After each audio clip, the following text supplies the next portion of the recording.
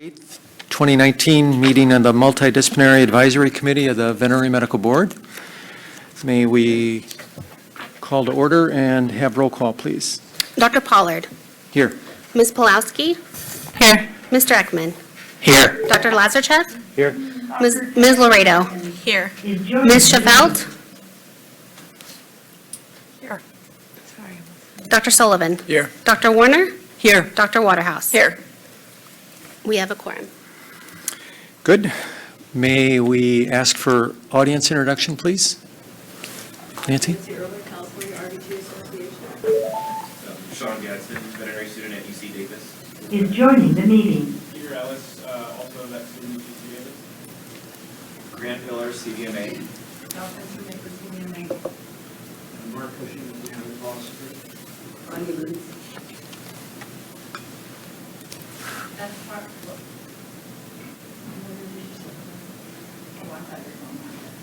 Paula Moore Smith, Veterinary Consulting Services. Beth Carbon, Veterinary Consultant for the board and genetic expert. City Controller, Riverside County Animal Services. Matt, UC Davis. Thank you all. To the individuals on the phone, first, thank you very much for calling in. Many have expressed concerns with coming forward, and we are very grateful for your willingness to share your experience with this committee and ultimately the board. You do not have to identify yourself by name, but please introduce yourself by your profession and the corporation you have experience with.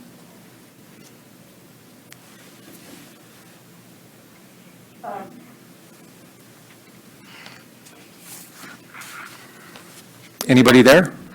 Is there an order you want to go for those of us who called? No, I think if one of you starts, I don't even know how many of there are of you, so somebody's got to start. I don't mind identifying myself. My name is Naomi Kirschenbaum. I just retired this year. I'm a veterinarian in Santa Cruz County. And I sold my practice too, and then worked under contract for 5 years with Pet Vet Care Center. Great. Good morning. I'm Dr. Jennifer Hawkins. I am a shelter medicine veterinarian. I work at Orange County Animal Care in Southern California.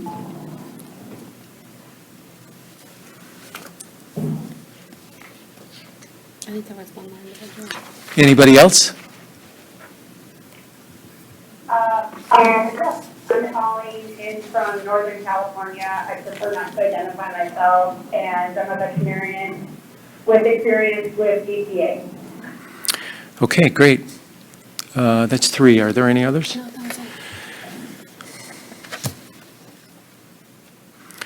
was it. Would, Naomi, would you like to start?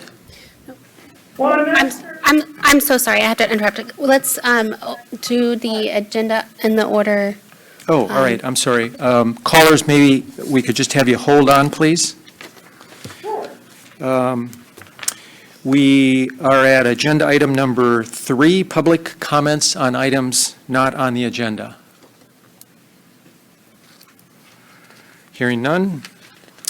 Agenda item number 4, review and approval of July 16th, 2019 committee meeting minutes. Committee?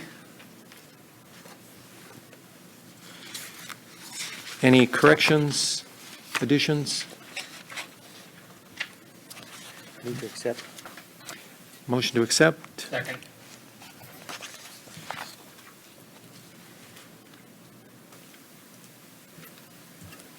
Vote.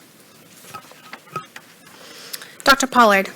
Aye. Ms. Pulowski. Abstain. Mr. Ekman. Aye. Dr. Lazarchuk. Aye. Ms. Laredo. Yes. Ms. Schaffelt. Yes. Dr. Sullivan. Yes. Dr. Warner. Yes. Dr. Waterhouse. Yes. Motion carries. Okay. May we move to the callers? All right. May I just ask, we'll go in order of your call in. Naomi, would you like to start? Well, as I said, I'm not sure how I can be of help. Exactly. So- Yeah, I would agree with that. It's not clear to us who we're talking to or what exactly the point of this conversation is. So if there's some background that we could get, that would be helpful. Thank you. This is Christy Pulowski, and I appreciate you all calling in. So we are here today to discuss the corporate practice of veterinary medicine. And we know that MDC's concern is the licensed entity having influence over a veterinarian regarding the practice of veterinary medicine. So what we would like for you today to do today, and we know that you have shared your experiences and your concerns with how a corporation has somehow influenced your practice of veterinary medicine. And so we would appreciate you sharing any stories that you have shared with us during your surveys. And if you could share that experience with the committee, we would appreciate that. Thank you. Well, this is Naomi here. You know, I found them to be, quite frankly, pretty hands-off, just from a practice point of view, from, you know, with regard to, you know, medicine or surgery. There were some organizational changes with regard to the business and possibly, you know, choice of suppliers and supplies.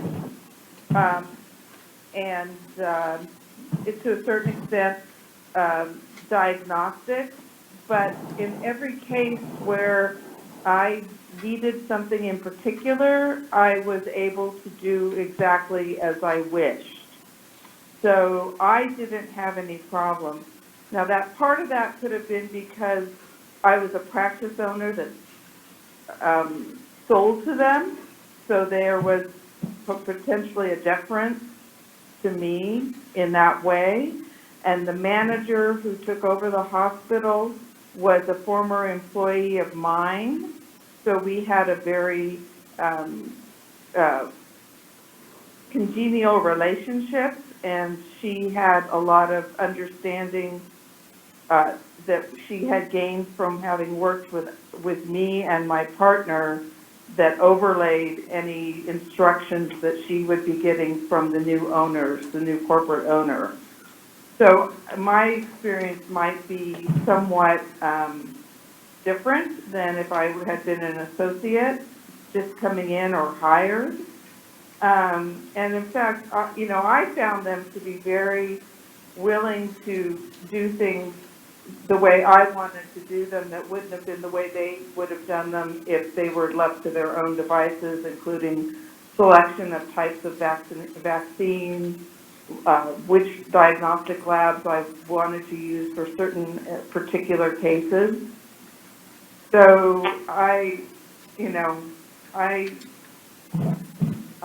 have a big problem. Also, I'm older, and so, as I said in my notes, if they really had insisted that I, you know, vaccinate a species of animals, you know, and in a way that I didn't think was, you know, appropriate, I would have just refused to do it. And if they fired me, that would have been okay. So, you know, I think I'm not really representative of many people in that way. Naomi, how big a practice was this? How many employees? We were usually 2 doctors a day. So there were usually 3 or 4 doctors working, you know, 3 to 4 days a week each. Is joining the meeting. The practice income was probably, you know, $1.5 million gross when they bought it, and then it has gone up quite a bit since they bought it. The income has improved significantly. You know, through their business practices. Naomi, this is Christy Pulowski again. Did you ever have, I mean, you say that you you're older, so therefore these are your words and not mine, I just want to make sure. I don't know you. So did you ever have a situation where you had to have other associates in the practice have a non-veterinarian influence a veterinarian in how any decisions they had to make for their medical practice? No, no, and to be honest with you, if anything, I would say that they don't do enough with regard to training and, having robust training programs for veterinary assistants that come into your practice. If anything, they're sort of like too hands-off in the sense that they don't, I think, support as much as could be helpful, rather than micromanage you and tell you what you can and can't do.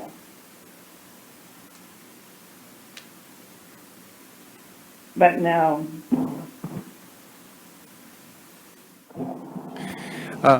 Jennifer, you want to chime in? She's the shelters.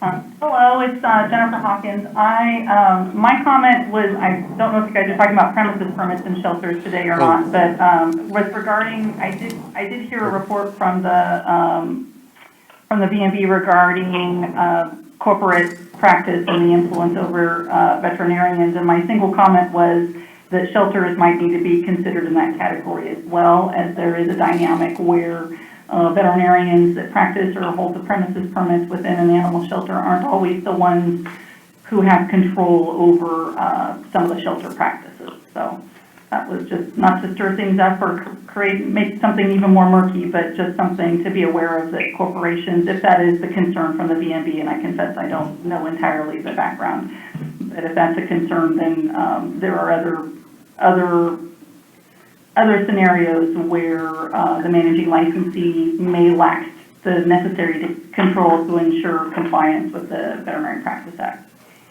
Great, thank you.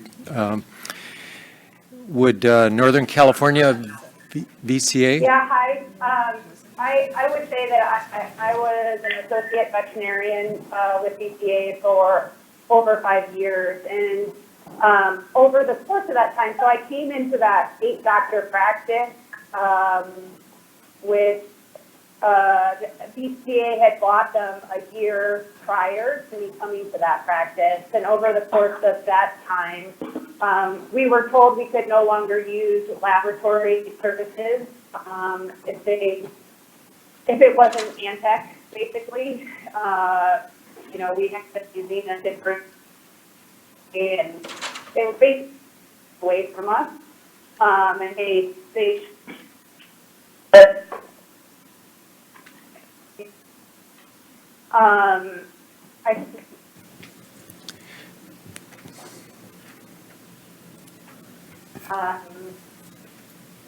had sort of unfairly and unnecessarily dictated what veterinarians are supposed to do on an annual basis. In other words, I don't necessarily think preview. Northern California, could you go back to where you stated you joined the practice 1 year after VCA purchased it? You broke it up and we didn't hear much beyond that. Is leaving the meeting. Was there? No, I'm not, has Northern California dropped off? Yes, it sounds like. So I am another Northern California person. I think that other Northern California probably went to a bad cell phone. And I don't want to jump in line, but I can add something if. Please, go ahead. I had a hard time getting through. I'm going to read you something just because I wrote it out, and it's kind of important to me. So my personal experience is with VCA only, and and thanks for listening. There are a lot of people who are not on this call for fear of retaliation. In fact, of the specialists I talked to, of the practice owners that I spoke to, and of my colleagues who worked at VCA with me when I did, to a one, they said, I might need a job one day, and I'm worried that I will not be able to have that job if they know who I am or they know that I testified, which is why people are probably Northern California. is joining the meeting. So although I am on the call today, I have been told by so many people it is a bad idea, and I'm calling anyway. So VCA is so large at this point and ever present that not just the specialists, but not just the GPs, but the specialists are concerned. And I've talked to multiple specialists who basically said I cannot outrun it. And even though they tell me to do things that I don't believe I should do, if I don't, I know that I'm risking my job. My personal experience is that they vehemently push their Care Club product, and we are reprimanded if we are not selling enough of it. If you guys are not familiar with the concept of Care Club is VCA's product that lumps a bunch of services in to packages that they are selling. They incentivize untrained receptionists to convince clients these packages are financially in their best interest. The Senior Care Club includes 5-view x-rays, chest and abdomen, and they are told that that is good preventative medicine. There is not a world in which a 5-view x-ray on an annual exam on a 7-year-old Jack Russell is actually preventative medicine for me. But you are told if you do not sell this and tell them it is in the client's best interest, that you will be reprimanded. Your hospital's budget will actually be cut. So I know managers who've said, our budgets are cut if we do not sell enough of this product that has things in it that we don't think the clients need. The continuing education is cut, the association funding is cut, and the overall hospital budget is basically cut when not selling enough of this product. And that influences how doctors practice when they're told to sell something they quite frankly don't think is medically correct or ethical. They absolutely dictate that lab samples exclusively be sent to Antech, which is their lab. If you try to send it to veterinary diagnostics, VDX is an example, the oncologists want VDX biopsies. They do more cuts, they do more cross-sections, they spend more time, and we are basically forbidden or reprimanded from doing it. And I was told on multiple occasions if I sent samples to VDX, management was going to reprimand me, and that I was at risk for losing my job. We are prevented and discouraged from sending samples, for instance, to Michigan State, even though that thyroid panel is far more thorough and something our clients can afford. We are told to send a less thorough panel through Antech instead. They heavily sold Care Club for spay and neuter surgery. The problem with that is it's a prepaid item. So the pain management protocol, while you had some choices within it, is insufficient. And while possibly eking by is meeting standard of care, it's not good pain management. And if you decided to add on better pain management, it was an upcharge to the client. Now, the client was not told that they weren't giving comprehensive pain management. So veterinarians were put in the position of either giving insufficient pain management, charging the client more and pissing them off, or not charging for drugs that they are giving, either risking censure or reprimand, or having the medical record not be as accurate as it should be. They strongly encouraged us to bypass closer emergency hospitals that were not owned by VCA. So a VCA hospital might be 30 minutes away. The closest ER is 5 minutes away. And we were strongly encouraged that we should only send within, basically, quote, within network. And lastly, I really think that they are defunding, well, not lastly, but defunding AVMA and CVMA. There's the continuing education budget that they put in is a continuation and licensure and every association budget. And CVMA is $375 this year. I can't remember what AVMA is. The young kids are not joining these associations because they have no money left over to go to an actual conference. So they just don't pay for any of the medical associations. They're absolutely pushing untrained doctors to perform procedures they're not qualified for with little or no supervision. This specifically came into context with regard to dentistry. Head management was extraordinarily annoyed that new young grads with no dental training whatsoever weren't just extracting teeth. They had no wet lab experience. There are not that many dental colleges across the United States in terms of dental departments where they really had true hands-on training. And I had upper management irate that I wouldn't let a young, untrained doctor just loose on a dentistry. They contract with specific vendors that prevent equipment purchases from better vendors or drugs from other vendors, so you are not allowed to sell those products. And in my interview, to take the job, I was specifically and clearly told that if I did not comply with VCA medical promotion and what they wanted me to sell, it was grounds for dismissal. So at the time when I heard it, I was like, yes, you are my boss, of course. If I don't do what you'd like me to, you have grounds to dismiss me. But when they own 50% of the hospitals in a region, and a doctor is saying, if I don't do what you tell me to do, whether it's a pain protocol or a lab, if I don't send things to Antec, I am risking my job. It is influencing how veterinarians practice medicine.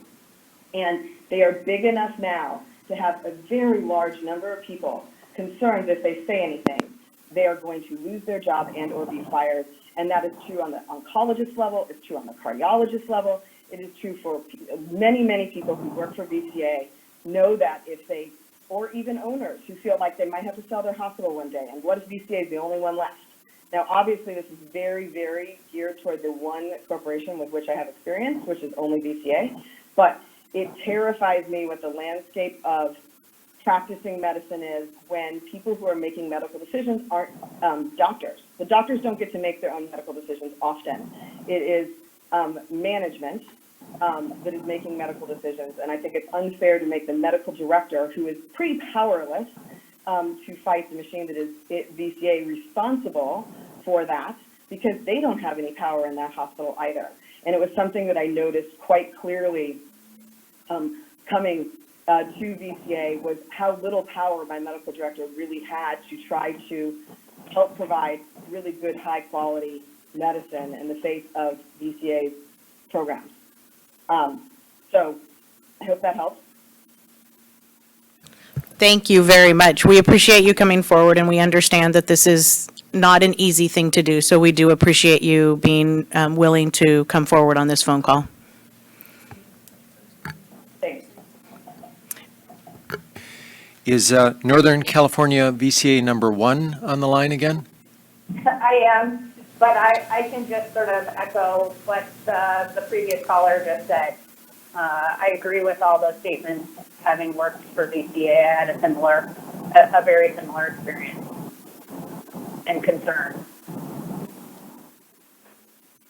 Do you have anything new to add? Is there anything that you would like to add on to that? No, I think she covered all of the big concerns that I saw, and the way the profession is going. Thank you very much for being willing to call in as well. We appreciate you taking the time out of your day and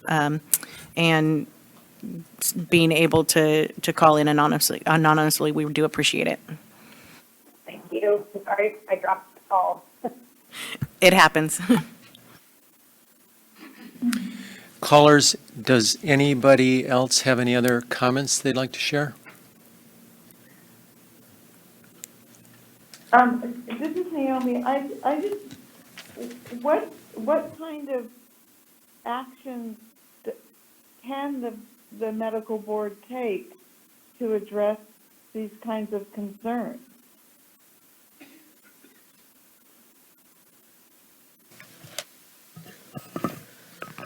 So currently, the MDC is looking at a legislative and regulatory proposal in order to add some safeguards for the veterinarian and the licensed professional's judgment. And so the MDC has been charged with from the board to first determine if this is an issue that needs to be addressed, and if so, if the proposals before us is the best way to move forward. And so as part of that, that's why we asked people to come forward with first identifying what the issues are so we can work together to address those issues. Okay. Yeah, because we didn't have any packages or anything like that we had to sell, quote, well, we didn't have to sell anything. So it was really quite a different experience than was described, from my. But I would say that eventually, if the corporation that I work for could easily be bought by VCA at some point, and then we would find ourselves in the, in a similar boat, and that would be it's pretty concerning. Callers, you're welcome to stay on the line. We're going to open up the discussion to the public in attendance, and there may be more opportunity to add comments. To the people on the phone, I would ask that you put your phones on silent so we don't have any sound in the background. Any public comment?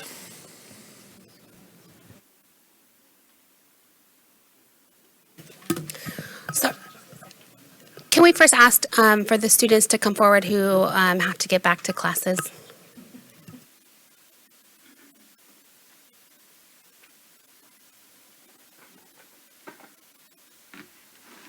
If you wouldn't mind identifying yourself again, and then what year are you in? Yeah, absolutely. So I don't mind going on record. My name is Sean Gadsden. I am a third-year veterinary student at the UC Davis School of Veterinary Medicine. And my name is Peter Ellis. I'm also a third-year veterinary student at UC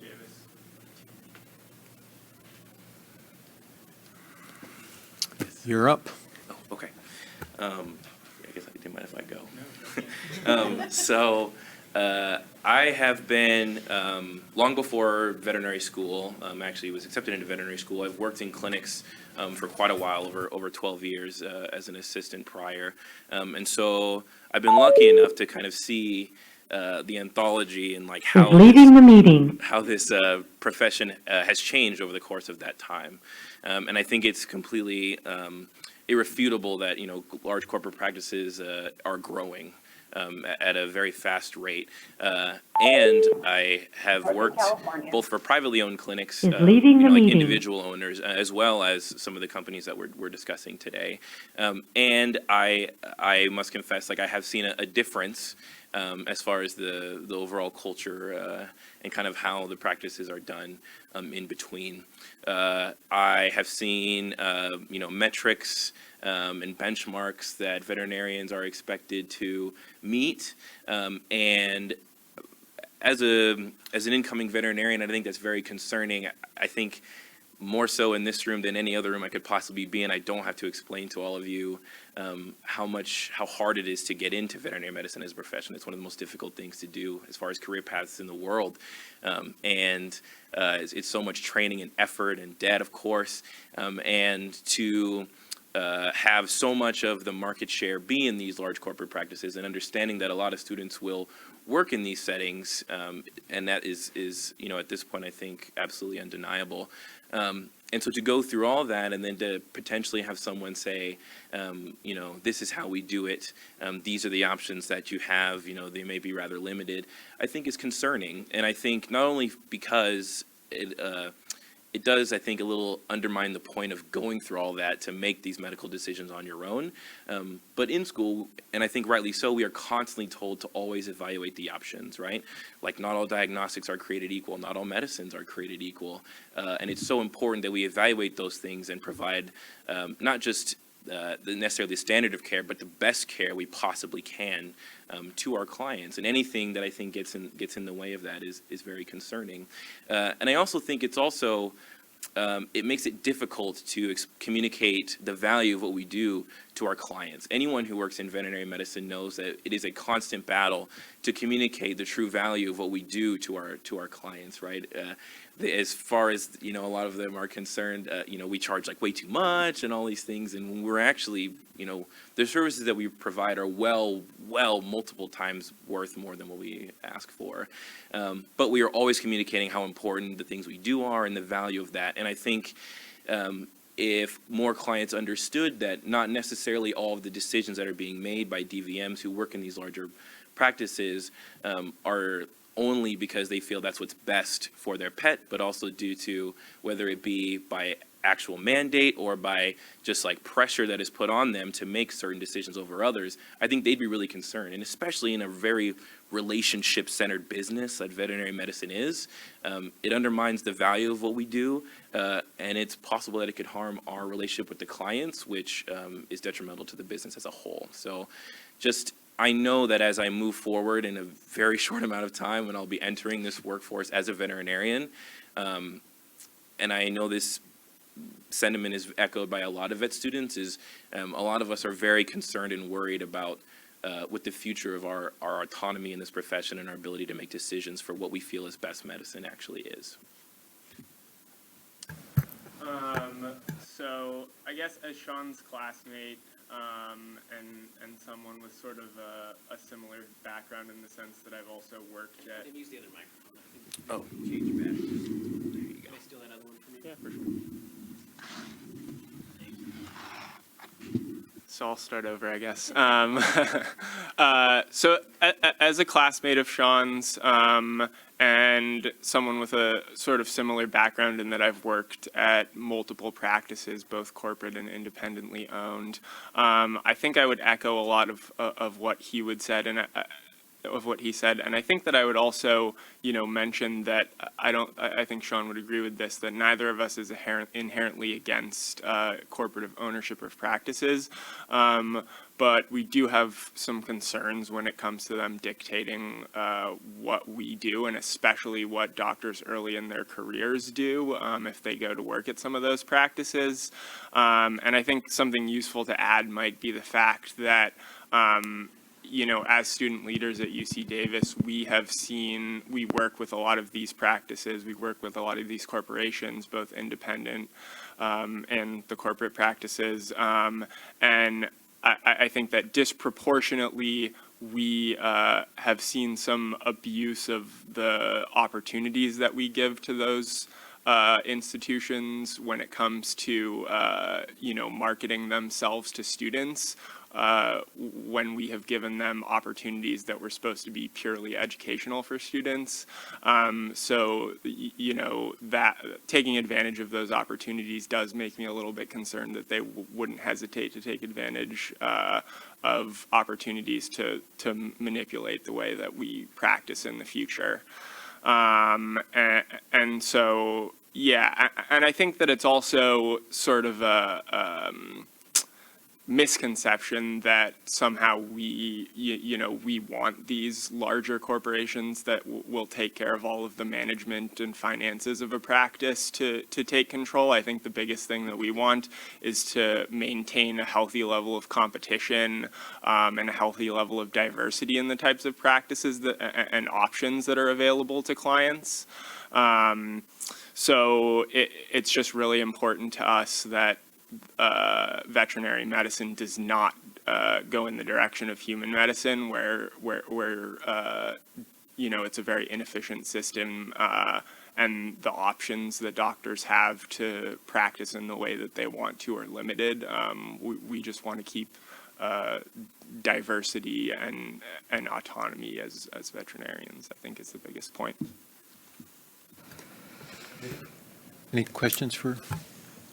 So, and that is a question that is raised, I believe, by one of the groups, is that, as millennials, you want this to be like, you want animal or medicine, the profession, to go the way of the human healthcare system. And, we don't disagree with that. We want pets to be taken care of like humans. We do want that, which is actually why we believe in these regulations, because we want to make sure that we're mimicking the human standards. But in order to do so, we can't let the standards get away. But as millennials, you want the freedom to be able to practice, and is that my understanding? And I would understand too that Dr. Clark, and I would think that a lot of people know Dr. Clark. Is this a discussion students are having? Is this something you guys talk about frequently? Where are you going to work?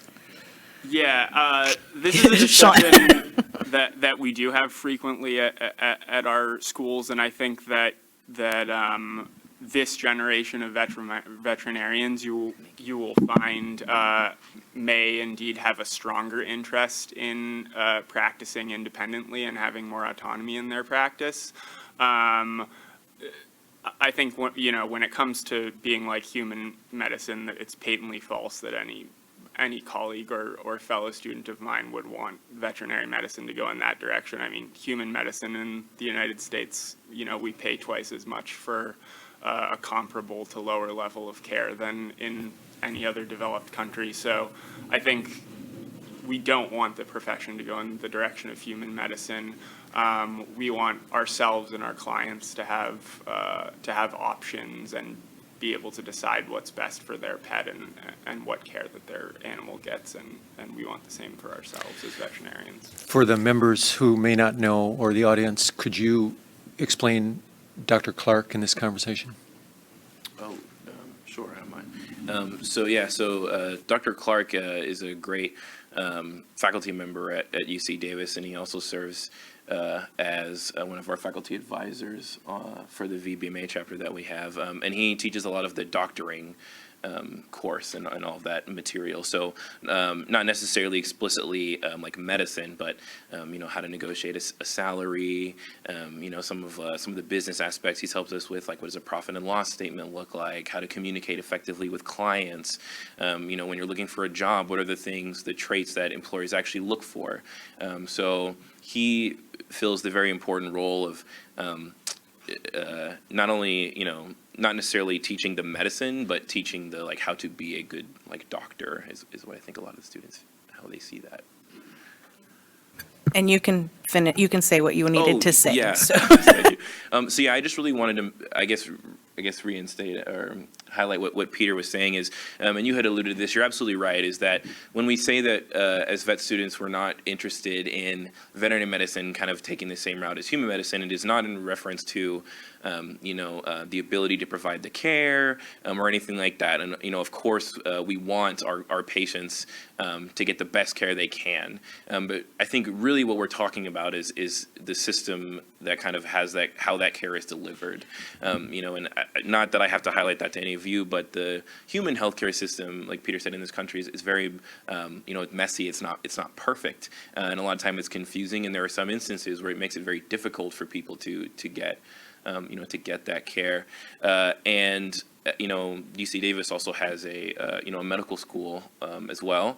And all the time when I talk to the med students and even some of the doctors there, they can't believe all the things as a veterinarian we get to do, because in human medicine, I think your roles and what you do is a lot more compartmentalized in that regard, right? So we do, as vets, you do your own surgeries, you see all kinds of cases, everything from like skin issues to GI issues, to kidney problems, as to where in human medicine, I think that's a little more partitioned out.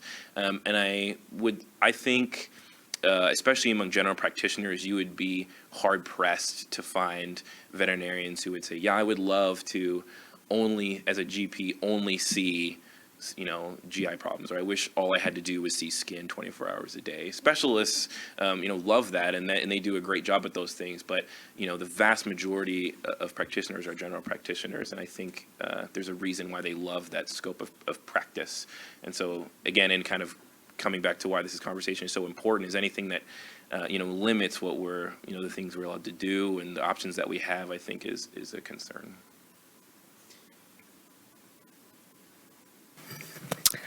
I just have a clarifying question.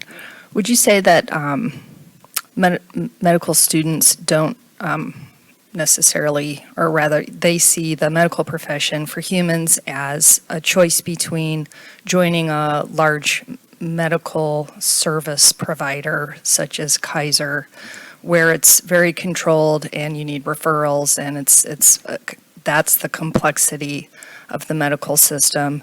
And the other option is really just education. So you either go into the HMO system or you become a professor.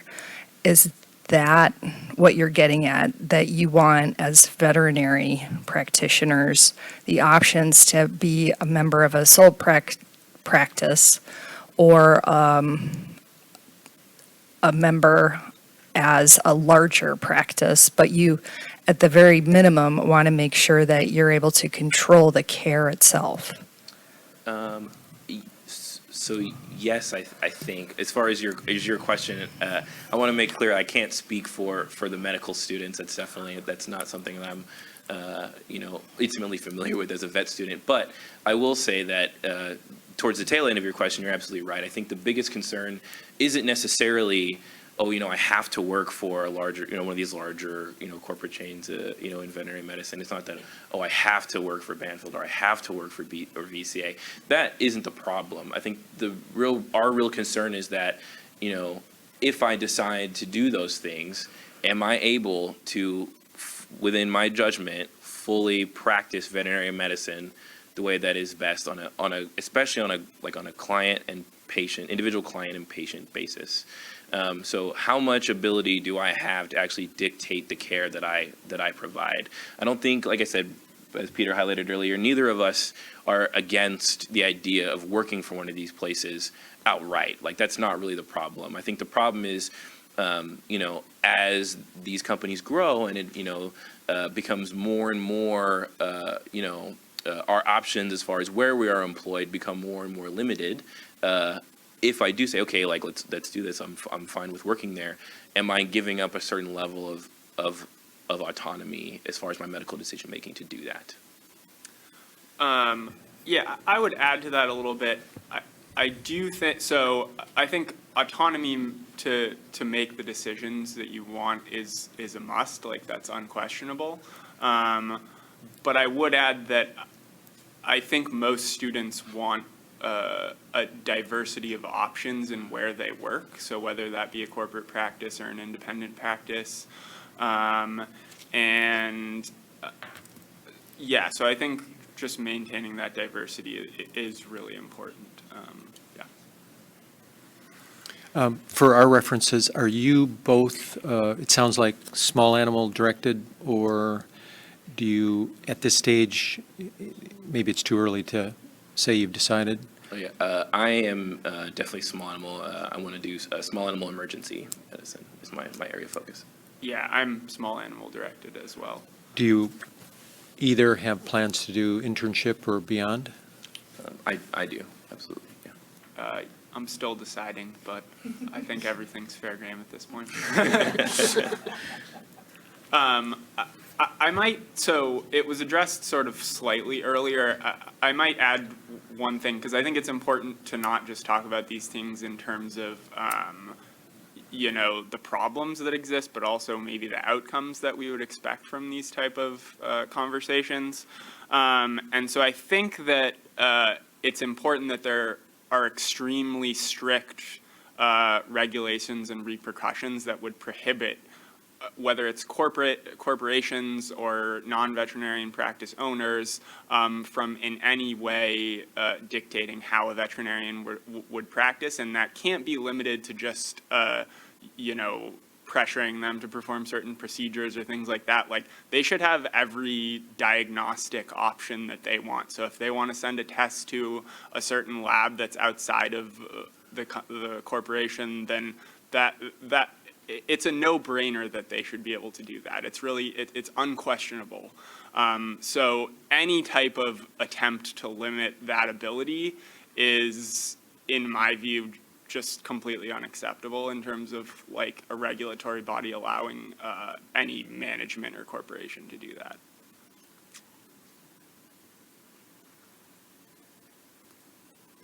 Any other questions?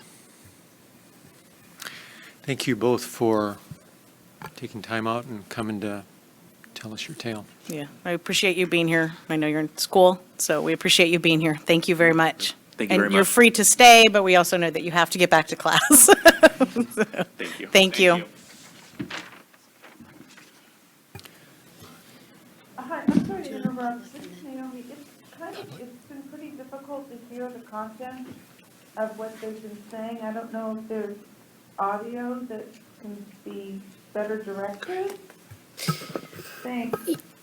So we'll just ask for anyone who is coming to speak from the public to speak a little closer to the mic so everybody can hear. Thank you.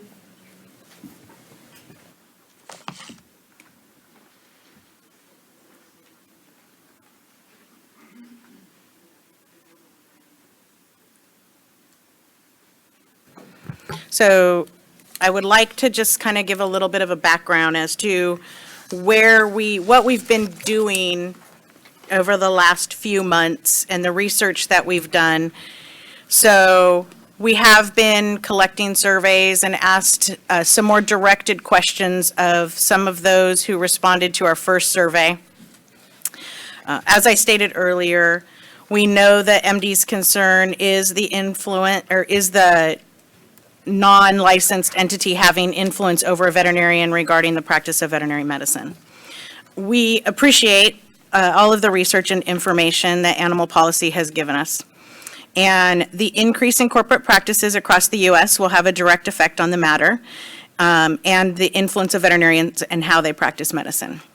This information is helpful, and we know it allows us to gain a better understanding of the guidelines necessary, so corporations entering the profession do not have any questions, and the regulations and rules are clear.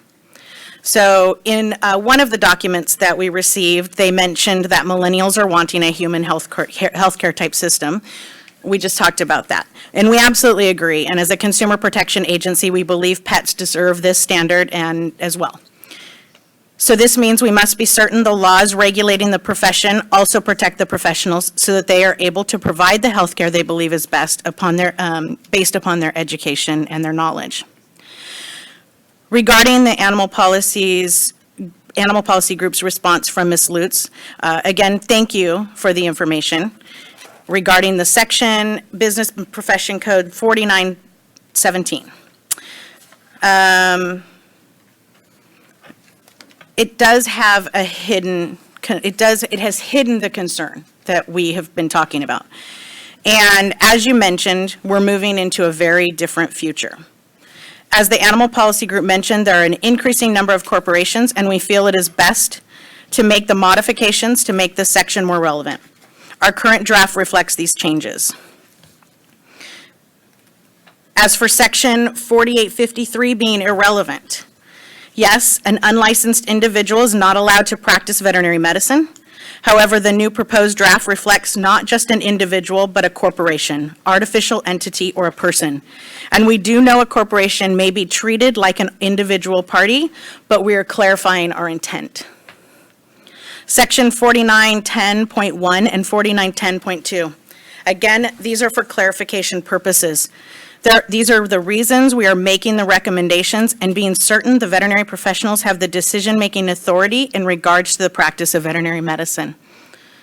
Our goals are the same, to prevent commercial motives of the corporation being asserted over the individual licensee and their professional judgment. Regarding the listed concerns with section 4918, we have discussed the duplicative concern above, and as for the additional requirement for corporations, again, our goals are the same. An employment contract should not be used as a motive or intervention for the licensee, and therefore, the board is looking for oversight. If you have other alternatives to help improve this area, we'd be happy to discuss and entertain your suggestions. Maybe we could brainstorm this area and create some innovative alternatives. As Animal Policy Group has mentioned, this is a rapidly growing area.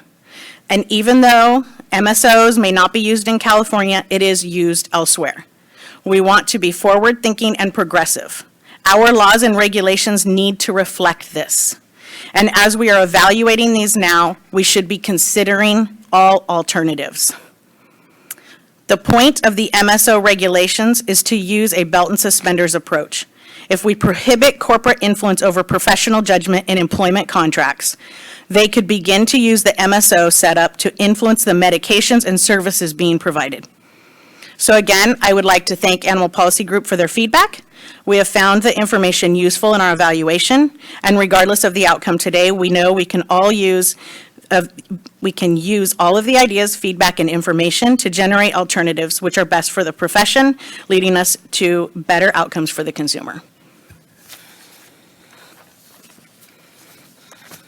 Bonnie? All right, well, first of all, I just want to make it clear that I don't work for a corporation. I put together that letter because I do feel strongly about having statutes and regulations that everybody can understand, since that's really what I do. Bonnie, can you speak closer to the microphone, please? Okay. Thank you. That's what I do on a daily basis, is try to determine what a statute or regulation means. So that was really my intent there, was to go through all of those. But what I'd like to do is go through some specifics. I tried to just sort of paint a broad picture in that letter. But, and I do understand the concerns that you have. So, and I'm not here to talk about whether there are concerns. That's really not my thing. My thing is to make sure that if we have statutes and regulations that are to clarify what the issue is, that they can be clearly interpreted by people like myself down the road. So, I have some specific recommendations that I didn't put in my original letter. One was that on the issue of 4853, it's called issuance of licenses. Section D, I would propose that would be more appropriate to add it to Business and Professions Code 4826, which defines the practice of veterinary medicine, and to include some language at the bottom that specifically states that it has to be done by a licensed veterinarian, and that it cannot, that practice, which is defined in 4826, none of those things can be done by a corporation that's not a veterinary corporation, rather than putting it under the licenses. Because the problem is, it's always been difficult to determine in California whether it's, we call it a PC state. There are 39% of the states are PC states. And so it's always been difficult because 4910 isn't really clear, and it doesn't really get any clearer until you get to the end, which says that you don't have to be a veterinary corporation to get a premises license. So that's what we've always hung our hats on, and we've made numerous calls, and we've determined that California indeed is not a PC state. Anybody can own a vet hospital in California, but it isn't clear. So my other suggestion would be to clarify 4910 et sec, to clarify that, because in some of the states, and I'm happy to provide language, I've done this research for a large multinational corporation, and I have all the language from all of the PC states and what they call out is necessary. Okay, so that's my first thing. Bonnie, Okay. go back. Yeah. You were saying add it to where, and I'm sorry. 4826. Okay. Which is the Yeah. definition of veterinary medicine. On 4910.1, I think, and I understand what you're doing with 4910.1 and 2, and again, I have no disagreement. My problem is just making sure we can interpret it. It gets a little unclear as to whether you're talking about a corporation or a veterinary corporation, and I know that you want to make it clear as to what the corporations cannot do. So in 4910.1, I would suggest that you say corporations and other artificial legal entities other than veterinary corporations, because that's defined in 4910. So again, it's always helpful for us lawyers to be able to read a statute or regulation, and I think Tara would agree, and be able to say, oh, okay, well, that's a veterinary corporation as defined in. And then it's easy. You can go back to it and say, it's defined this way. Again, 4910.2, I think, again, it's a little bit of a problem because we use the term owned exclusively by one or more licensed veterinarians, but that's not the language used in 4912. 4912 defines the veterinary corporation as directors, a corporation whose directors, officers, and shareholders are licensed practitioners. Or licensed, I don't remember what it says after that, but it uses the term directors, officers, and shareholders. So I'm just proposing that in 4910.2, again, we use the exact same language, so there's no confusion, because you know you're going to get a lot of pushback on this. And a lot of these corporations have a lot of lawyers that can, wordsmith very well. And so this 4910.2, where it says not owned exclusively by one or more licensed veterinarians, I know it might sound like it makes sense, but there might be an argument as to what that means if you compare it to 4912. 4918, My really biggest problem is B, where it says the veterinary clinic or hospital shall not interfere. I don't really understand what that means. What you're trying to say is that the corporation can't interfere. I don't really get how do you define the veterinary hospital? Because it really isn't defined in the Practice Act. So you're saying you don't want these people that are corporate people that aren't vets to interfere with the practice of veterinary medicine. But I don't understand the veterinary hospital, because there might be hospital policies that are just fine. Again, I really think that you're overreaching, saying that you can get any information. I think you're going to get a lot of blowback on that. So you might want to more clearly define what kind of information you want to get. And I assume the information you want to get are like employment contracts that say you have to use our products or that sort of thing. You might still get blowback on that, but saying the board may require any information the board deems is reasonably necessary, that's definitely overreaching. Another issue that I had was, and I did talk to Jessica Spies, in case anybody knows her. She's one of the board members of VHMA. My concern with your definition of an MSO is it also pulls in all of these individual CVPMs that might manage 1 or 2 hospitals. So, I mean, I don't know if that's your intention. I mean, if it is, that's fine, but I think that that might be an issue down the road, because the way it's defined is if I managed 1 vet hospital, I would be an MSO, the way it's defined. Okay.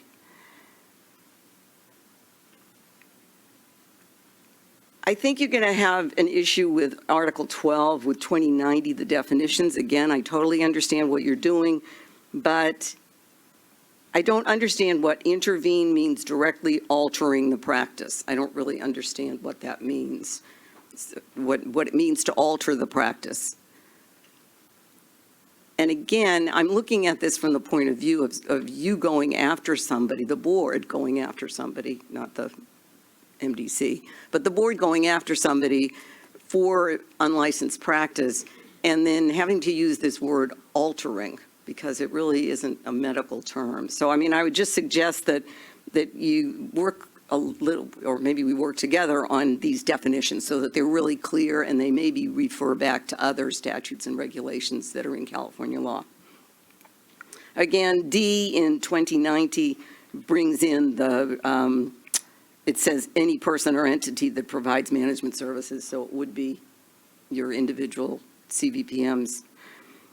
Veterinary medical personnel in California, to me, it seems pretty clear that you're talking about RVTs, vet assistants, and people with VACSPs, so why not just say that, right? I mean, you don't have any other personnel that are supervised by the vets other than the RVTs, the vet assistants / VACSP holders.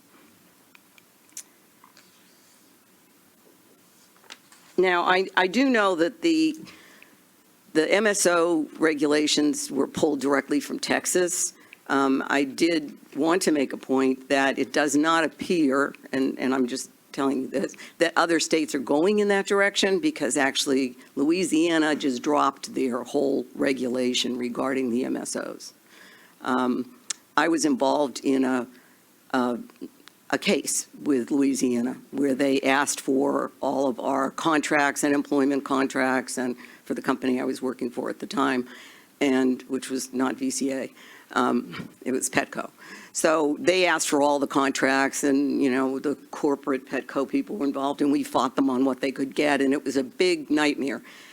At the end of the day, though, at the end of that year, they completely got rid of all their MSO and MSA regulations. So, I mean, I'm just telling you that so you understand that this isn't really the direction that people are going in. It looks like they're kind of backing off. Texas does have it. I just would recommend that if you're going to do it, maybe tighten it up a little bit so that you can really enforce it without a lot of wordsmithing.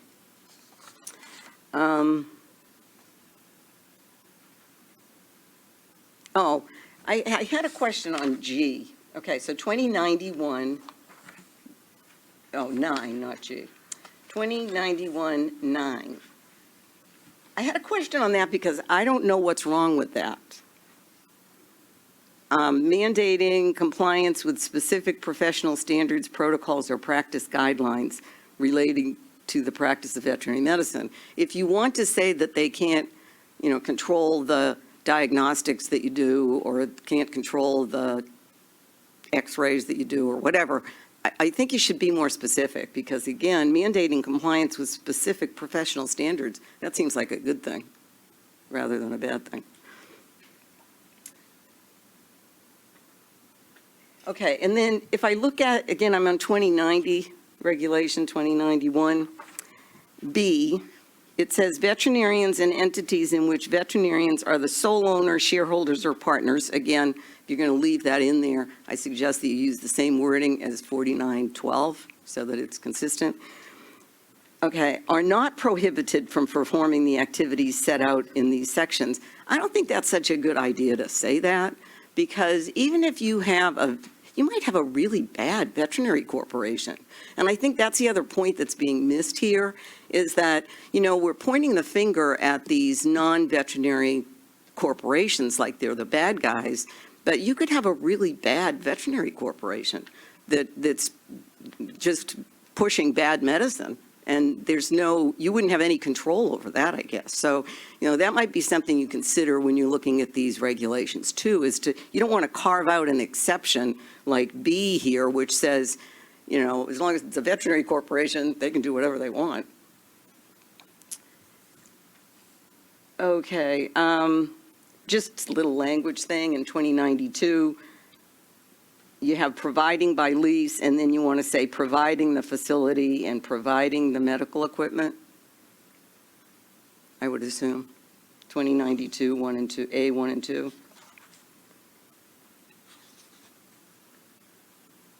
I'm sorry, could you repeat that? Yeah, 2092, A.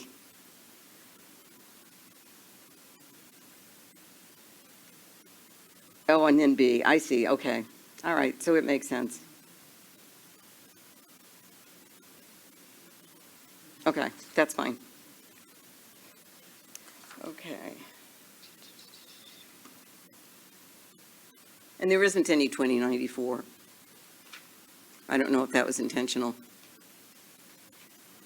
So, and again, I applaud you for doing this and addressing this, but I just, from somebody who might be down the road, although who knows if I'll be around in 10 years down the road when this gets done, but assuming I am, it would be great if it could just be clarified, because then I think you'd get what you want, and you'd be able to control what you're trying to control without then the language being so vague that, somebody's going to be fighting you all the time. So, thank you.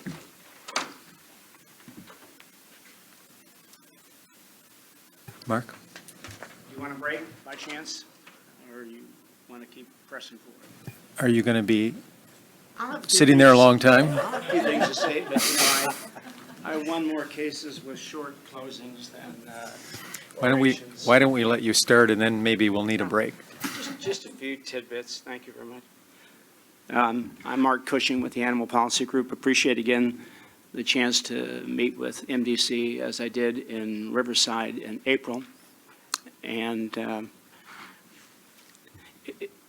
I think, unfortunately, we really haven't, when I say we, I mean the board through the MDC, hasn't learned much since January, hasn't really produced remotely the kind of quality and quantity of evidence, real-world practice evidence, that would warrant handing to the California legislature the legislation in its current shape. And that's my first point. In advising the board, and obviously the board, as I understand the practice, would take this up if the recommendation is made to go forward at the January board meeting. As I understand, the board doesn't take up matters that the day before were recommended by the MDC. And I think you'd be handing the board a recommendation to launch a legislative committee hearing process that, I have no hesitance in saying this, we would greatly regret a year from now, we would look back at the firestorm, at the nature of that legislative consideration, and wish we'd done a better job getting there if you want to get to the legislature. And I agree with Bonnie, and I enjoy listening to her very much. Nobody probably knows the Practice Act in the state better than Bonnie, for sure. An aim to make it clear that corporations cannot practice veterinary medicine can be done so much cleaner, so much more efficiently, so much less argumentatively, without creating the amount of trapdoors that are in this document that are going to lead to the type of legislative testimony and issues that I just don't think will reflect well on the profession, but also won't advance the public cause, which is what the board is empowered by the state to do. And it still seems like this is really, and it's just fascinating in 2019, almost 2020, this is primarily an ideological battle. This is an ideologically driven initiative, and I don't like saying that, I wish it wasn't, but this really comes across as an ideologically driven initiative to, quote, correct fears about possible corporate misconduct in the veterinary world in California. And it's an interesting approach. And I enjoy hearing the students. I teach at vet schools, I teach at law schools, and I have, 4 millennials and a Gen Z of my own. I am not surprised to hear students, articulate as they are, very articulate and passionate about the profession, have a fundamentally kind of ideological view of the system and recommend to you. But interestingly, their ideological critique pretty much lines up with what the MDC and ultimately the board would have in front of it with this package. And I think if you do that, you make a mistake. And this is what intrigues me. I read the Q&A, those 5 questions, the examples that are in the packet. They don't make the case. They don't make the case. Some just flat out say, no, I wasn't directed to do things. They do not credibly make the case that these changes are needed.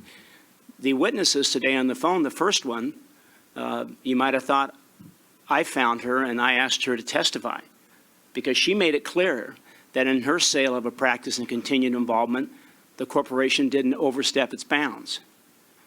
Okay, obviously there were 2 people that were not happy with their VCA experience. The current Practice Act would allow the board, if it wanted to take up every single issue they complained of regarding corporate oversight or corporate, quote, interference. Right now you can. If you really believe that a corporate entity is telling you what to do in actually diagnosing and treating an animal, and that corporate entity, as we all know right now, cannot practice veterinary medicine in California. You have to be a person, an individual human being person, not a corporate person. We know that. The board has all the powers it wants right now to take action on every single one of those complaints. This package that we're going to send to the legislature and have clearly a free-for-all in front of the committee once we get rolling is not necessary to protect those people with that complaint. And they're not going to be shielded. This notion that people aren't coming forward, well, if you have the new package, someone's still going to have to show up at the board level and say, this misconduct is occurring at this corporate-owned practice. Won't you do something about it? Well, they can do that right now. They can do it right now. And the fear they may have, the kind of classic case that, oh my God, I'll never get hired again in the profession, that'll be in effect then as it is in every industry at all times. And usually it's overstated. I find it also interesting from the student standpoint to talk about what we want are choices. And I would not criticize human medicine. I don't say this because my wife chairs anatomy at Mayo Clinic's med school in Scottsdale. I'm not shilling for Mayo, but I will say this. It is not a failing of human medicine that doctors specialize, that GPs aren't doing complex surgery, okay? And the federal government's made itself very clear on that point. that it's a good thing. It's quality care when people specialize. And I don't think the trend in veterinary medicine of more and more specialization could possibly be characterized by the board as a negative trend, and that the public would be better served if we made sure that, quote, students in their first job had a wide range of choices in terms of what they could do once they're inside the practice and the level of care that they want to provide. And as to the market, if we want reality to enter the conversation today, there has never been a more choice-friendly time to be a graduating veterinary student than right now. Virtually every practice in the country is trying to hire and can't find vets. Dr. Jim Lloyd, that just finished at University of Florida as dean, released his study in September of the current shortage, which now looks like it's between 3,000 and 5,000 veterinarians in the country. And so you have all the choices you want right now, and particularly if you're from the greatest vet school in the world, by almost all acclaim, which is UC Davis. If you're finishing at Davis right now, you've got every choice you could possibly want as to type of practice, where you practice, what your specialty might be or not be. I think the complaints, if you bring a microscope in here, what's a lawyer doing with a microscope, they really have to do more with the fact that there's this impression that corporate practices have protocols, and that somehow a protocol of a practice restricts the individual judgment of a veterinarian. First of all, I think you'd have a different issue. I think if corporate practices, large-scale practices, didn't have protocols on procedures reflecting their view of best medicine, driven by CMOs like Todd Tams of VCA, who testified in Riverside, if they didn't have protocols, I think there'd be issues for vet med boards about why don't you? Why don't you have some best evidence, best practices that you're recommending to doctors they follow? And number one. And to have protocols is clearly not limited to corporate practices. I would challenge you to prove that the veterinarian-owned practices in this state, or any state, we'll just take California, that veterinarian-owned practices, PC practices, don't utilize protocols, don't choose the diagnostic firms. Are we seriously claiming here that it's unethical for a corporate practice, and therefore it needs to be regulated and prevented for a corporate practice or any practice to say, we want to use IDEX? I need to interrupt. I want to call you on something. I didn't hear from neither the students nor the caller, the single Northern California one, indicating any of her list of 8 or so concerns that she objected to having protocols. Rather, I understood her to disagree with the content of those, that one needed to push 5U radiographs as a routine annual exam, pushed, as she said, by untrained receptionists. So it's not that protocols are bad. I don't think that was her argument. I thought I heard, and it's probably not worth going back over the transcript, but I thought I heard a complaint that treatment methods or diagnostic methods that were in effect recommended or promoted by a, quote, corporate practice, which I would wager all the money I could would have been driven by a CMO who was a veterinarian doing that. So it's a veterinarian judgment that these protocols should be followed.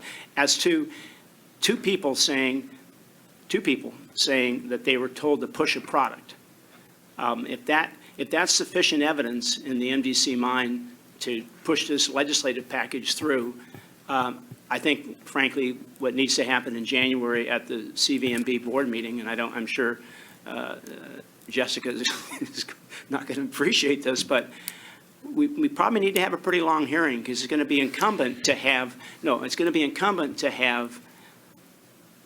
a whole raft of veterinarians come forward and talk about something that's not been mentioned. And I think it's a great disservice that it's not been mentioned, namely that there is considerable evidence that corporate practices and the chief medical officers in those practices are not unethical. In fact, that they have raised, in many cases, the quality of veterinary medicine that's been performed. Christy, I'm going to ask you if the concern of the list of concerns of the caller that spoke the most, and/or two that Right. Mark referred to a second.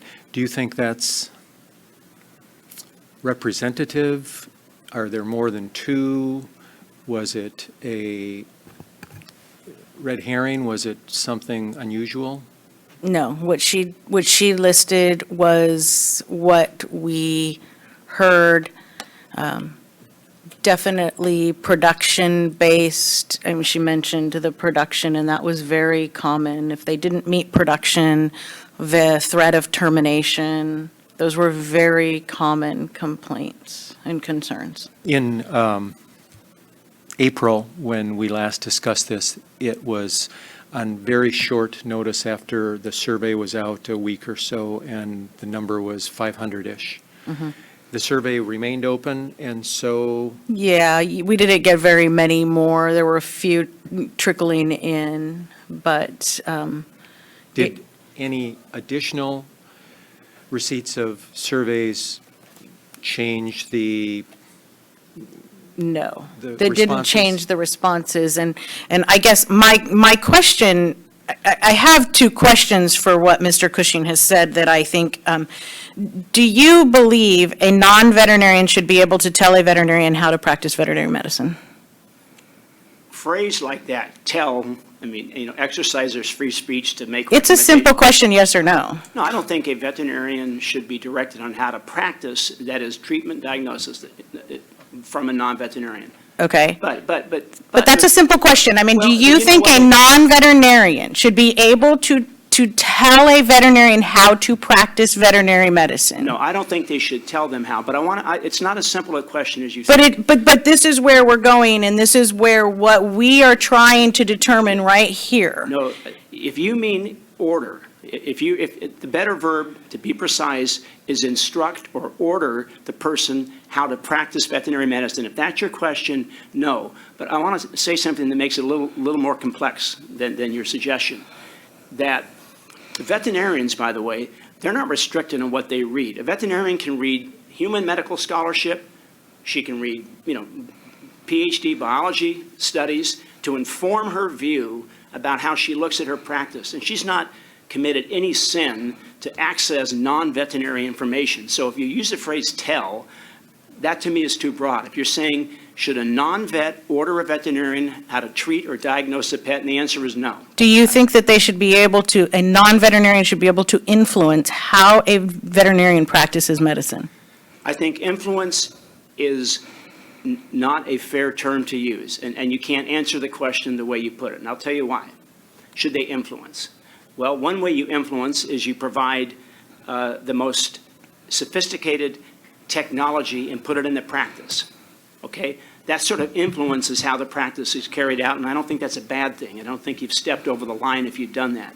If you mean influence in terms of inserting a financial consideration into the diagnosis or treatment of an animal, my answer I unequivocally will is use no. any word, determine how a veterinarian, a non-veterinarian to determine how a veterinarian, any verb you want to use, it doesn't seem to, they should not be able to have any type of determination in how a veterinarian practice veterinary medicine. The reason laws are written and they're not oral is the fact that it's worth fighting over words.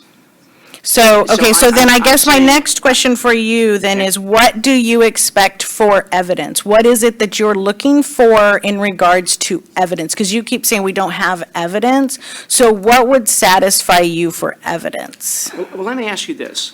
Oh, no, I'm asking you. I need to know from you, what are you looking for evidence? It's a question for you that I would like for you Okay. to answer. Evidence would fall into a couple of baskets.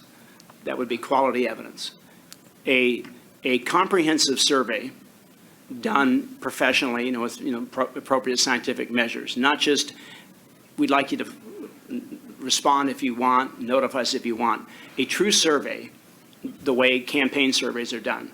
1,000-person sample, 500-person sample, but I think you want to have a lot of comprehensive, okay, not biased, done by an independent organization, not done by the board, but in California's got more survey firms that make a living doing surveys than anybody. That would be one type of evidence.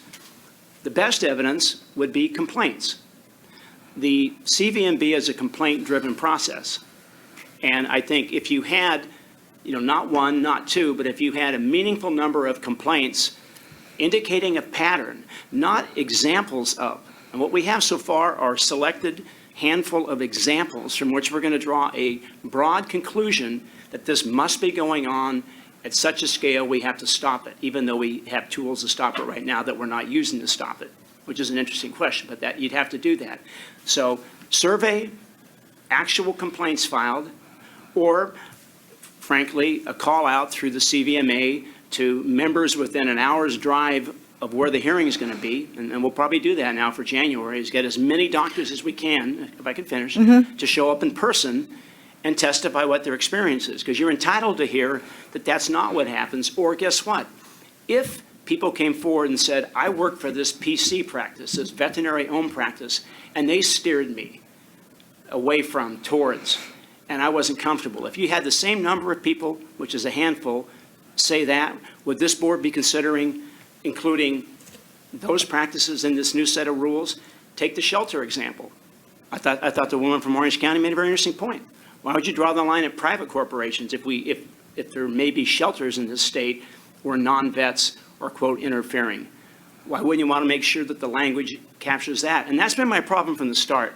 What this does, and when it goes to the legislature, trust me, it's now nothing but social media and paid media out there. What this does is it puts a cloud over corporate practices in the state that they don't deserve. So my next. And I think that's unfortunate, But- based on the Christy- handful of evidence that you have. Hold that thought. I want to bring Dr. Lazarchev into the conversation. Okay. I just wanted to make a distinction between, what we're talking about is the steering of the actual medical decisions versus the mention of production, because those are potentially two different things. If I have a veterinarian working for me and they don't produce to the standards I want, I can fire them for that, and that's completely legitimate. And I don't think that saying you have protocols that are higher than the minimum standard, the corporation's best standard, if they're better than what we consider minimum standard, I don't think those are wrong either. And I don't think telling an employee that they have to follow those protocols if they work for us is a bad thing, because I have that in my own But practice. some were withheld their production because they would not sign a corporate agreement. Well, Because they would not sign a confidentiality, not a confident, it was their corporation was bought. And they were told they could, and I don't have the agreement, but they were told that they had to sign an agreement that they had to keep VCA's best interest. And they said, but I'm going to keep my client's interest first. And so they refused to sign it. So they withheld their commissions, their pay.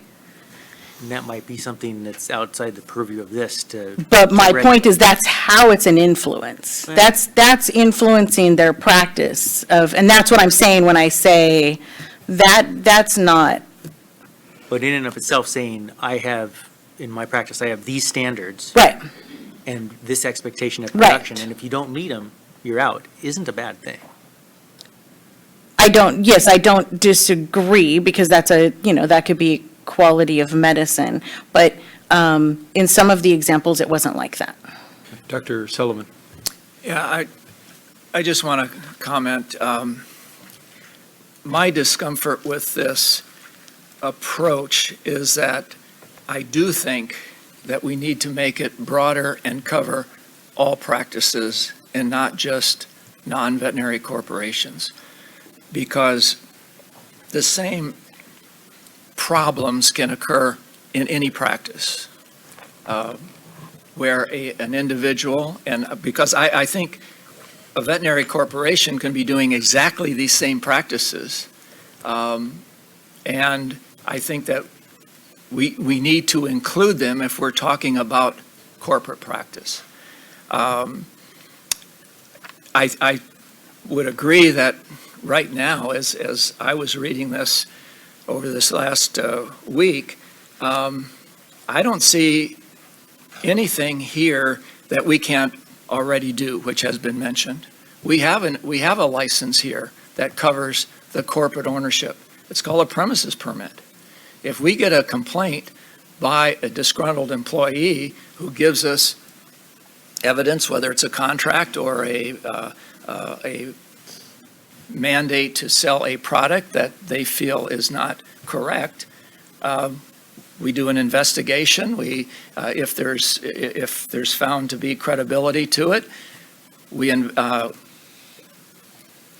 can either cite and fine them, or we can go to a hearing, because we have their premises permit, which is a license, and it could be under the name of the corporation.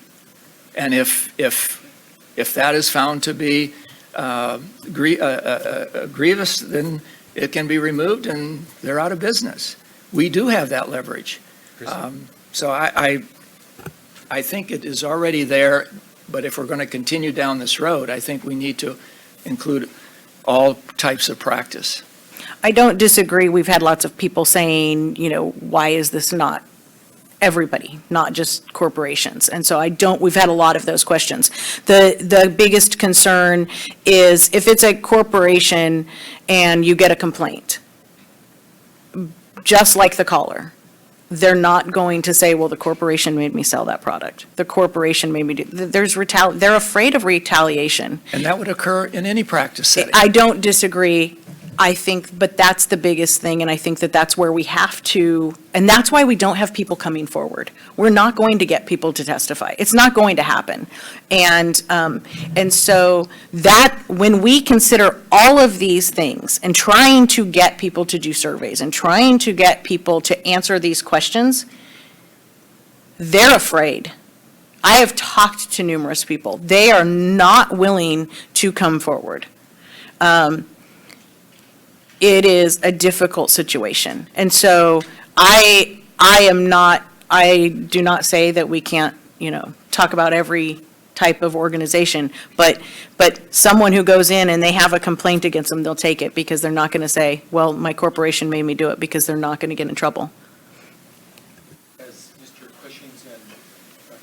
Mr. Cushings and Dr. Sullivan just mentioned, retaliation or the threat thereof is possible not just within a veterinary business, but in any business.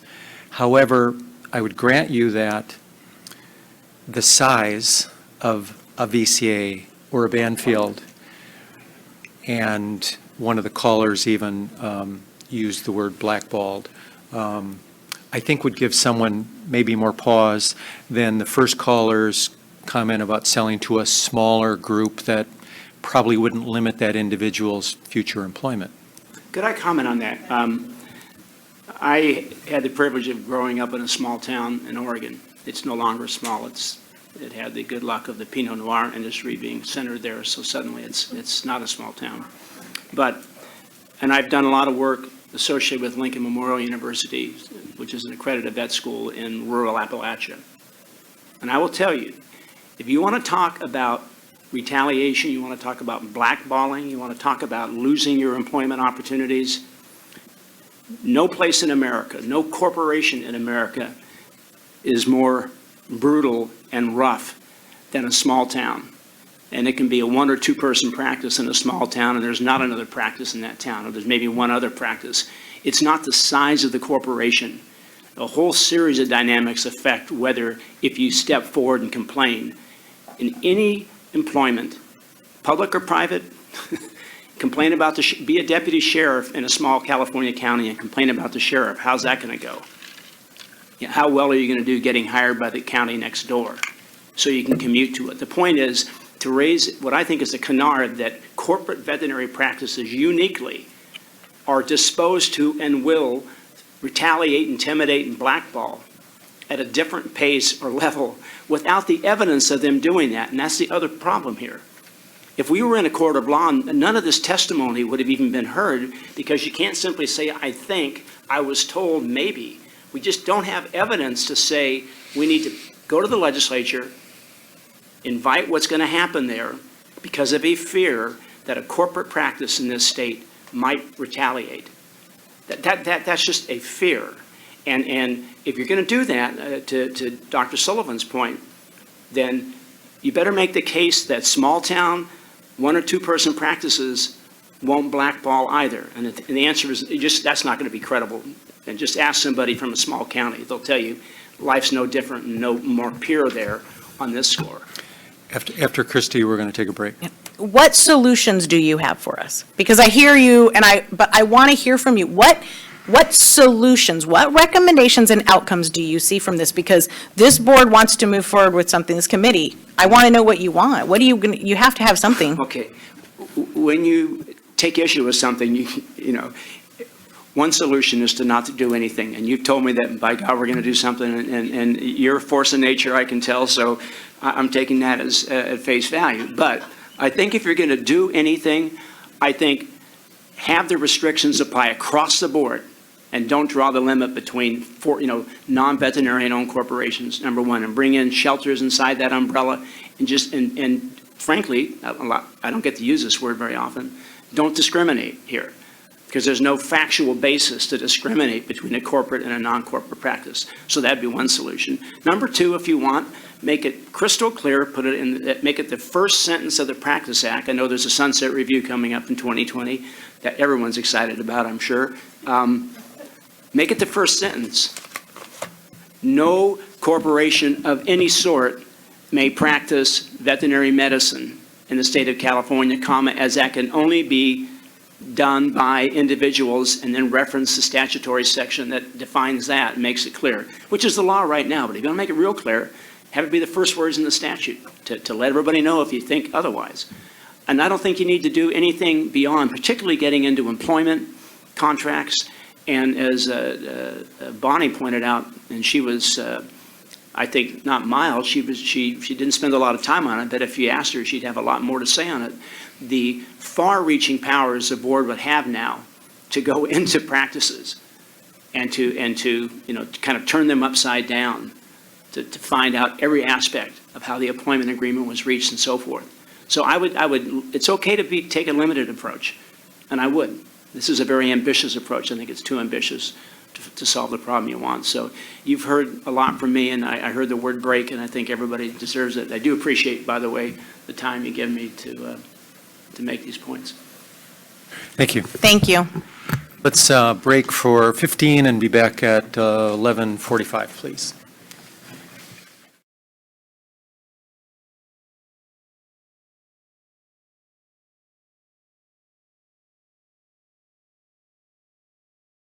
Do it under other regulations, but as I read the regulations part about having the authority to look at contracts, I would also want that in all practices, because I think that issue Joining the meeting. that issue is across the board. It's not restricted to non-veterinary corporations. So that we need if we're going to do this, that we need the authority across the board on that. And then the question I had was for Tara. Don't we have the authority to, if a corporation owns the practice and it's registered, is it not registered on the premises permit? And don't we have the authority to discipline that premises permit license as registered with the corporation? It's unclear. The current statute is unclear. It doesn't specifically require information of the owner and the MGL. It's just you need to submit an application and you have to identify the MGL. That's part of our sunset review process. We're going to request some clarifying amendments to the premises registration statute. I thought on the application now, it had ownership as individual or corporation, and if the corporation was the owner, that it had to show the shareholders, the officers, the shareholders. I don't know. I haven't seen the application. I think it is. Well, it's important to clarify the statutes themselves so that we have statutory authority to move against the premises owner if there is an allegation of corporate practice. So that's in large part what this whole proposal is about, is just clarifying the lines so consumers understand who is practicing, and licensees and registrants understand where the line is as well. And more importantly, what can the board enforce? We need that clear. And I think that if it is corporate ownership, whether it's veterinarian or not, I think that's how the premises permit should be. I think we need to clean that up. I think that would go a long ways in addressing, I think, what we're trying to do here. Dr. Waterhouse? One of the things that I keep wondering is, well, I should just back up. You know, there are many different corporations out there, there are at least 20 of them now, and they all have different business models. And we've discussed, either at the VMB or the MDC, we've discussed corporate practice here for what, at least 4 meetings?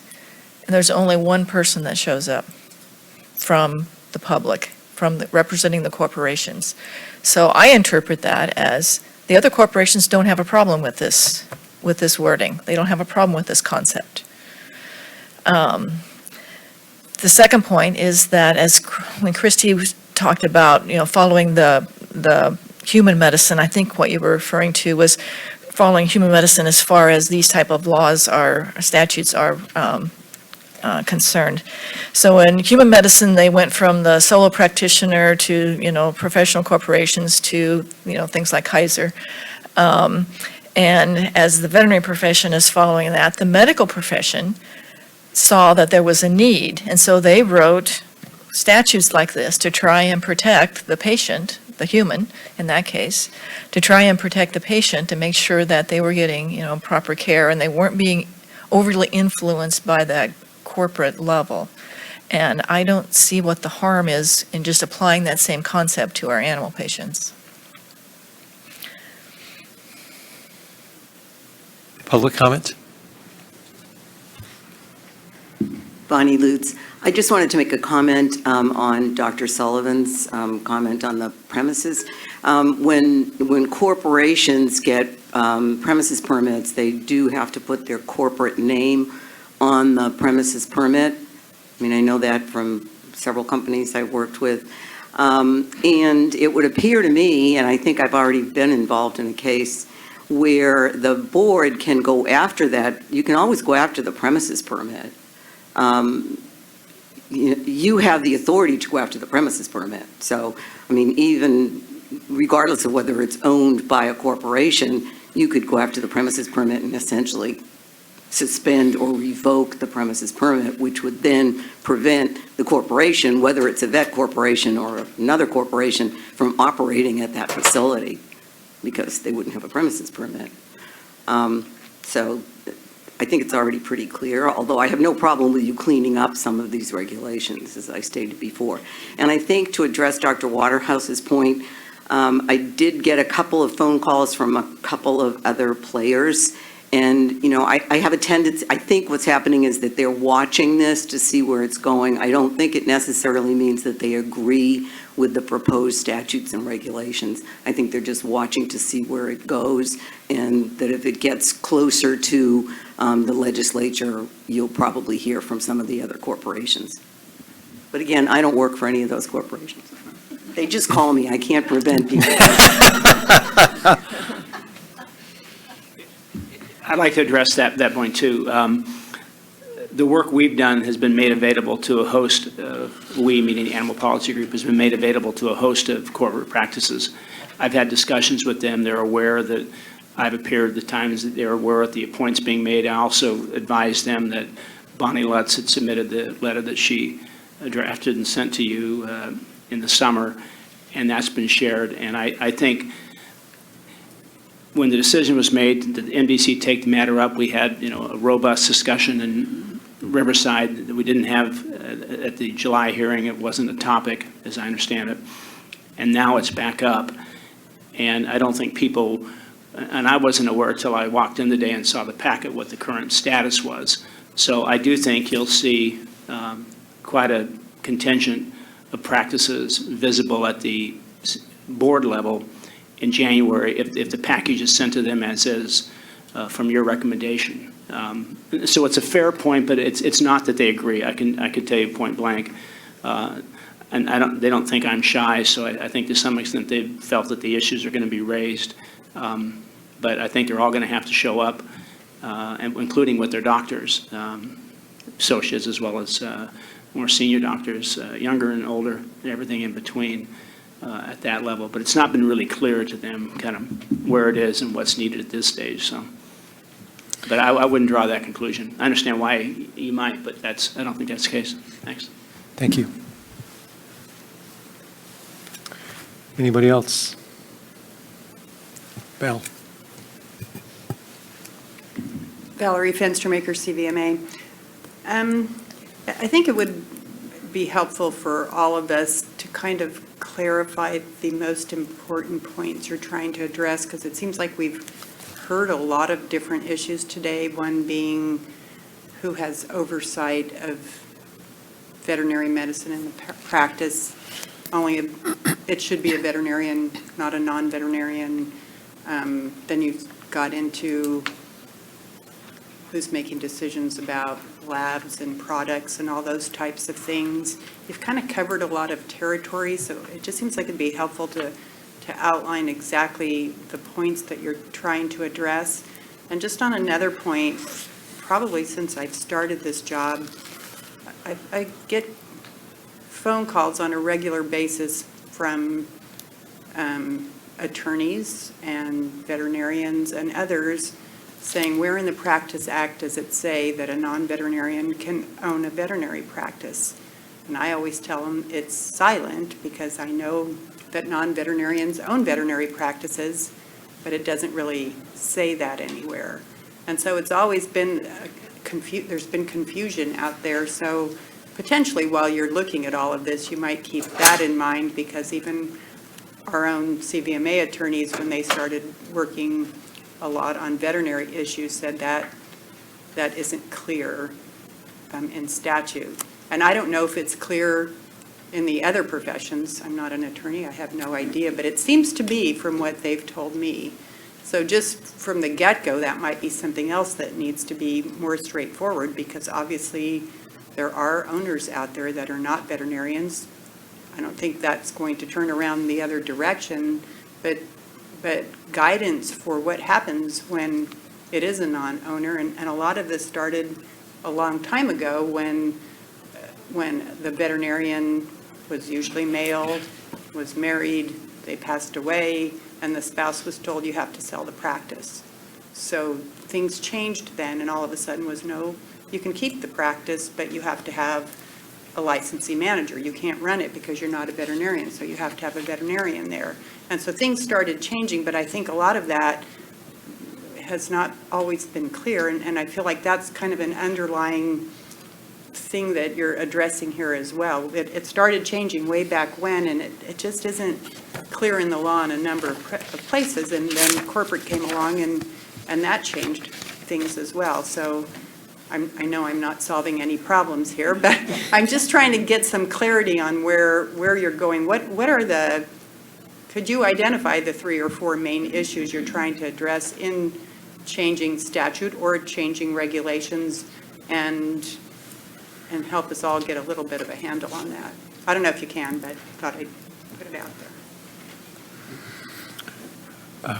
Tara, do you have any thoughts on that non-veterinary owner and it being silent or otherwise in the practice? Well, I keep bringing this up. I feel like I'm banging a drum about that there's no definition of the practice being the business versus practice being the services provided by the licensed professional. Yes, we have a definition for the premises, but what is that? Is the premises somehow the practice? Is it just the building? What is it? So, I think that sometimes you realize that the statutes just aren't written very well or don't cover everything that the profession itself understands on the street. So the profession uses the term practice to describe the business. And the Practice Act does not identify the practice as the business at all. So that's, one of the things I was hoping could get clarification at some point. I think I raised it at the board meeting last January or February. We could probably do something to clarify what is the actual business versus the property, the facility that has the equipment. Yeah.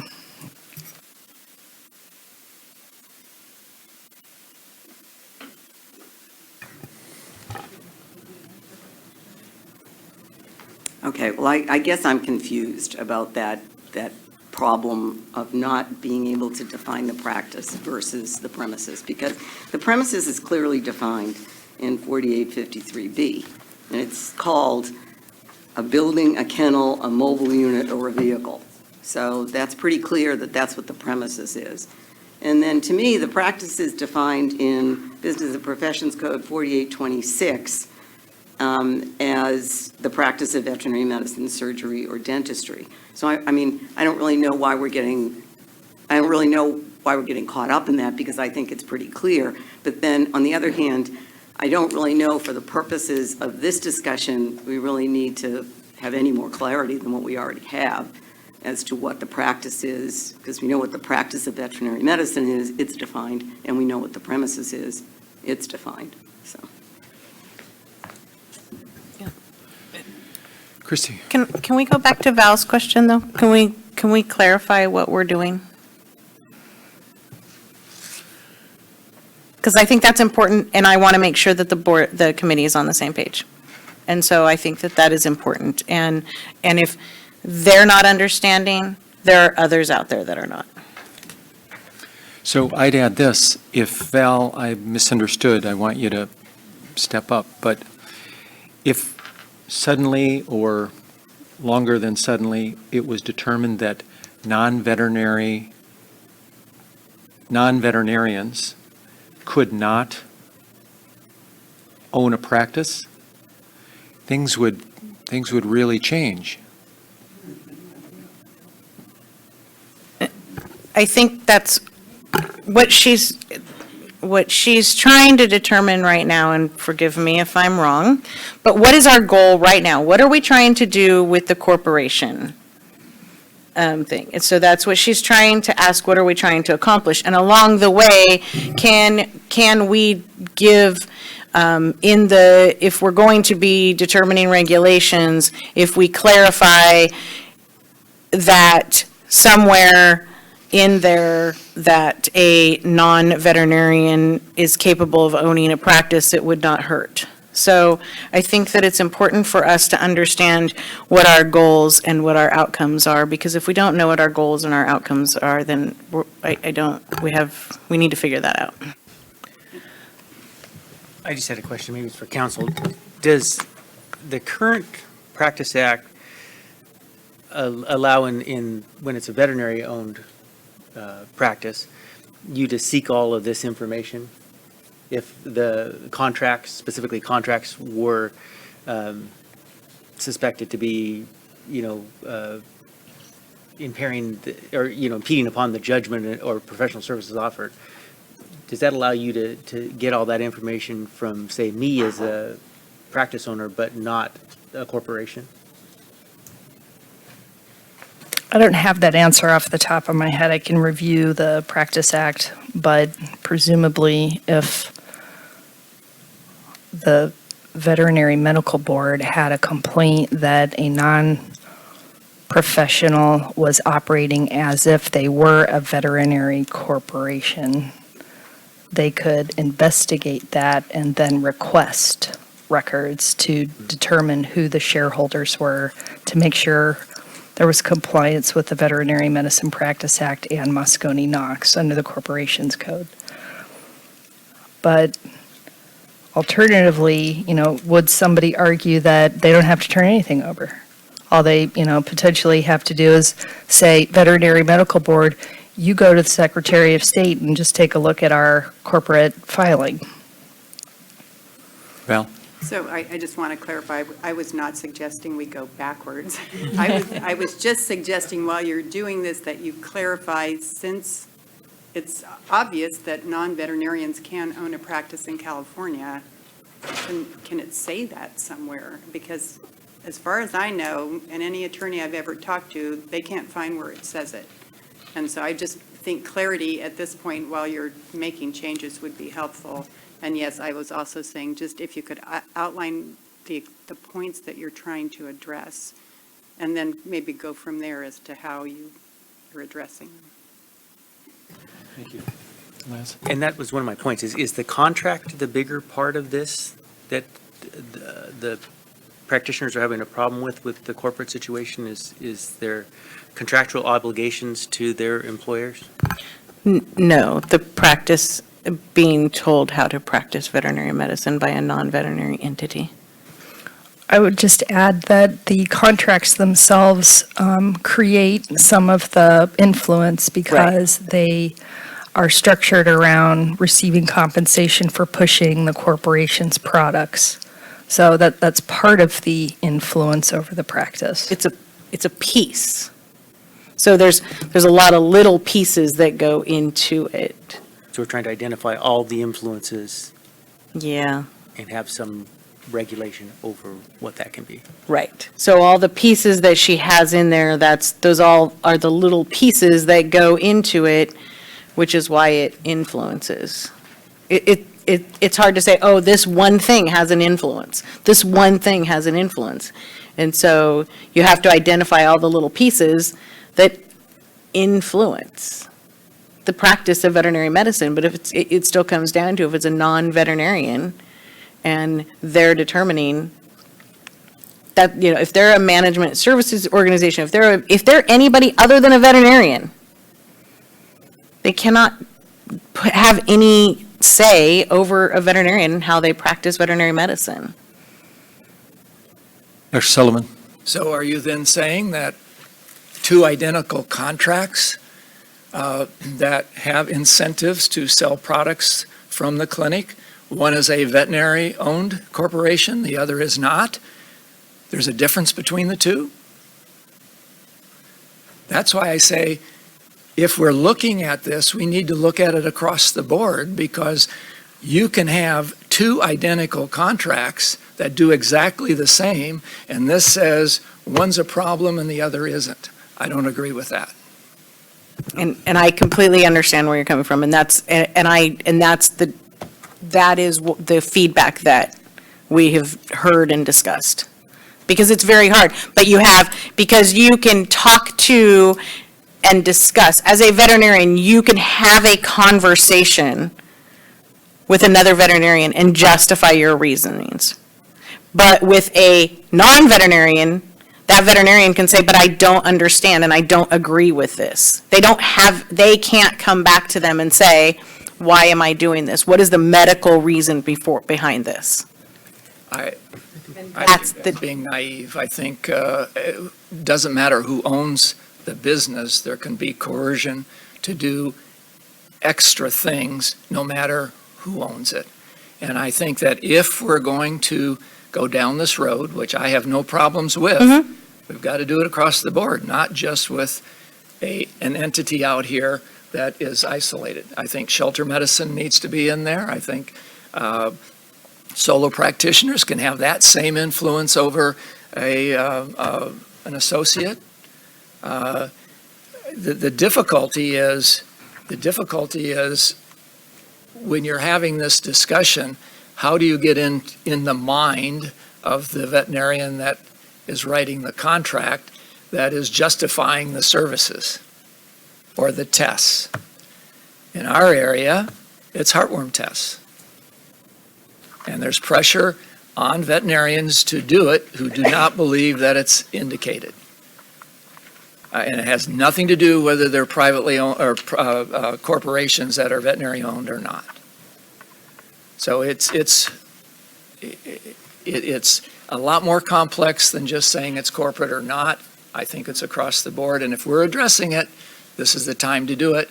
Otherwise, I think, and switching back to your question to begin with, where are we starting? What are we starting with? I think what we should start with is tightening up the premises permit so that if the premises is owned by a corporation, whether it's veterinarian or non-veterinarian, it should be mandated that that premises permit is under the corporate name. Can I go back to your heartworm example? You as a veterinarian, and you put that stipulation in there, can have a medical discussion with your other veterinarian that you're telling them they have to perform that, right? You can have a medical discussion with them. Yes, and you cannot ascertain on my side of the discussion whether it is financially motivated. I don't disagree. Medically motivated. I don't disagree, but that's the difference between corporate and that's where it is. I don't disagree. I agree that it should be across the board. I'm not saying that it shouldn't, but that's where we're coming from.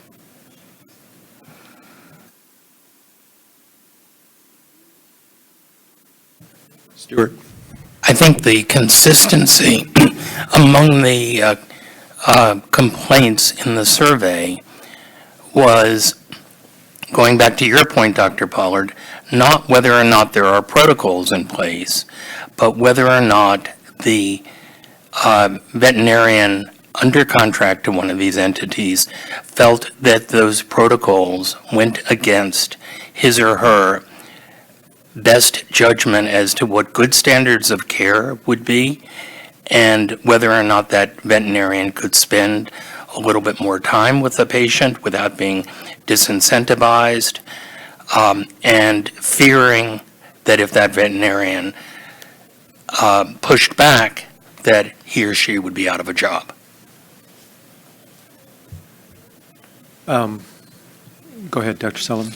Yeah, my concern about the survey, and maybe it's cleaned up, but I don't think it was asked whether they were corporations were veterinary owned or non-veterinary owned. You could have gotten responses from, large veterinary owned corporations with the same pressure. I don't know if that was part of the questionnaire. These were people that had already responded that they worked for a corporation.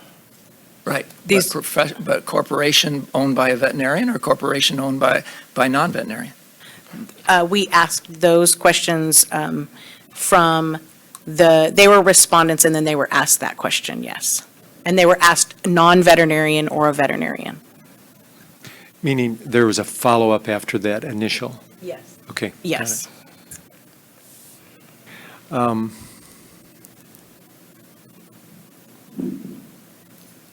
want to interrupt.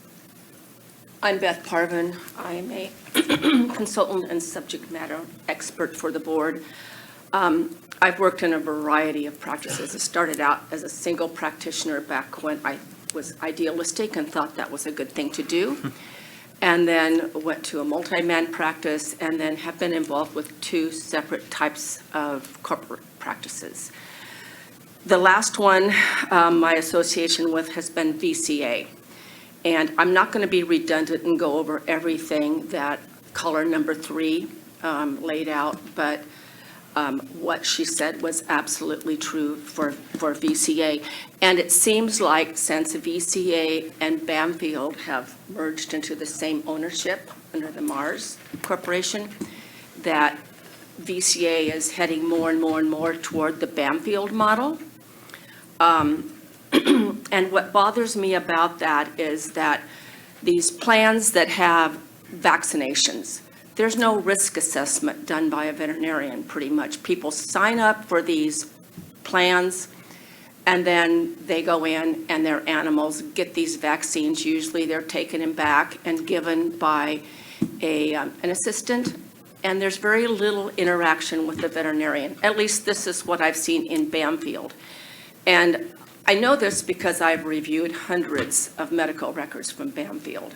And so I see the vaccines that are given, and there's really no risk assessment. And a lot of these are non-core vaccines, and they are just given routinely for animals. And again, with the radiographs and things that are done for young dogs when there's no indication that those are medically necessary. Those sort of things are a concern to me, especially with the board. We're protecting the public, not from only negligence and incompetence by practitioners, but from practitioners providing services that really aren't medically necessary. And I feel that's very important. That was my first thought as far as just supporting what caller number 3 said. Secondly, as enforcement with the board, we expect veterinarians to practice within the standard of care. And we've had a lot of complaints coming in from veterinarians who are practicing in a practice that's owned by a non-veterinarian, and they're not practicing within the standard of care. And it has to do a lot of times with what the requirements are by the non-veterinarian owner. So we have expectations. Veterinarians can receive discipline for things, for their practicing when they are required as part of their employment to practice within different standards than what the board requires. Secondly, we have licensee managers in this whole thing, which when you have a practice that's owned by a non-veterinarian, they are the ones that are required to ensure that practice complies with the standards, the minimum standards for a premise. And a lot of times they cannot do that, or it's not done because of the actual owner's influence on that veterinarian. So some of these licensee managers can receive discipline when they're just trying to keep a job. And it's easy to say, well, they can leave and get a job somewhere else, but we all know that's a lot more difficult than just doing that. So I just think that the fact that we as a board are disciplining veterinarians for failure to meet certain standards, I think we should have some protection for those people from influences by non-veterinarian owners or corporations, one or the other. And I agree that I think it should be all non-veterinarians that are involved with ownership of a veterinary practice. So that's about it. But my own experience is, just one quick story, is when the practice I was associated with became a 24-hour facility, and it was under VCA. We had to find emergency veterinarians. And who they hired? They hired new graduates. And we had cases where we'd come in the morning, and this poor new graduate who had never done a splenectomy before spent 4 hours doing a splenectomy, and this dog is in very bad shape because a new graduate who hadn't had a lot of surgical experience was providing emergency services overnight as hired by a corporate, and that was VCA. So there is animal harm being done, and there is harm being done to veterinarians who are practicing at some of these non-veterinarian owned practices. Before you go, Dr. Parvin, there's a lot to unpack there. Some of those examples fall into the category of overtreatment, let's say. In the caller's example I mentioned when I was discussing with Mr. Cushing's the 5U radiographs on a routine annual exam without any obvious clinical indication. If it were mandated by the owner of the practice, and I think you could say either veterinarian or non-veterinarian, to do such a thing, would you feel that a person, let's say a client, owner of said dog, made a complaint? Would you feel that the veterinarian who followed the business rules and took the 5U radiographs, or his or her boss that mandated them more or less as a condition of employment, would be more culpable? And would the board, do you think, for standard of care reasons? I think right now, who we're holding culpable is the actual veterinarian. Ultimately, they're responsible for the type of medicine they practice. And really, the standard of care is that you provide services that are medically indicated. And if services that are provided that are not medically indicated, it appears to me that that is a departure from the standard of care. And again, there's judgment calls in there as to whether things are indicated, but if they're obviously providing services that are not medically indicated, and part of that involves, a good examination and an assessment and determining what's important for that animal. And that, in the model I was talking about with Bamfield, a lot of time that is just, that's past. They don't even go with risk management as far as vaccines and as far as a lot of the things. And people believe that by doing all these preventative measures, they're providing best care for their animals. And there's nothing wrong if they want to pursue that, if it's discussed with them and they decide they want to have bi-yearly x-rays done just to be sure that their animal is healthy. But as we all know, just doing radiographs can't ensure an animal is healthy. It gives the public a little bit of an indication that their animal is healthy when it may not be. And they're paying for services that aren't medically indicated, in many cases. There are some that there are, but I'm talking about these just package deals where you bring your animal in, and a lot of time it bypasses the veterinarian and just gets the medical services. Thank you. I think we're going to break for lunch. Did you want to add something, Mr. Cushing? Just very briefly, I apologize, and I'll be quite brief. And I appreciate the comment made, and I think it's progress to look at applying this across the board, but I think those practices that have been called out today, and that's why you have the board, and the board has the powers with council to investigate, deserve the opportunity. I mean, there's been broad assertions made here.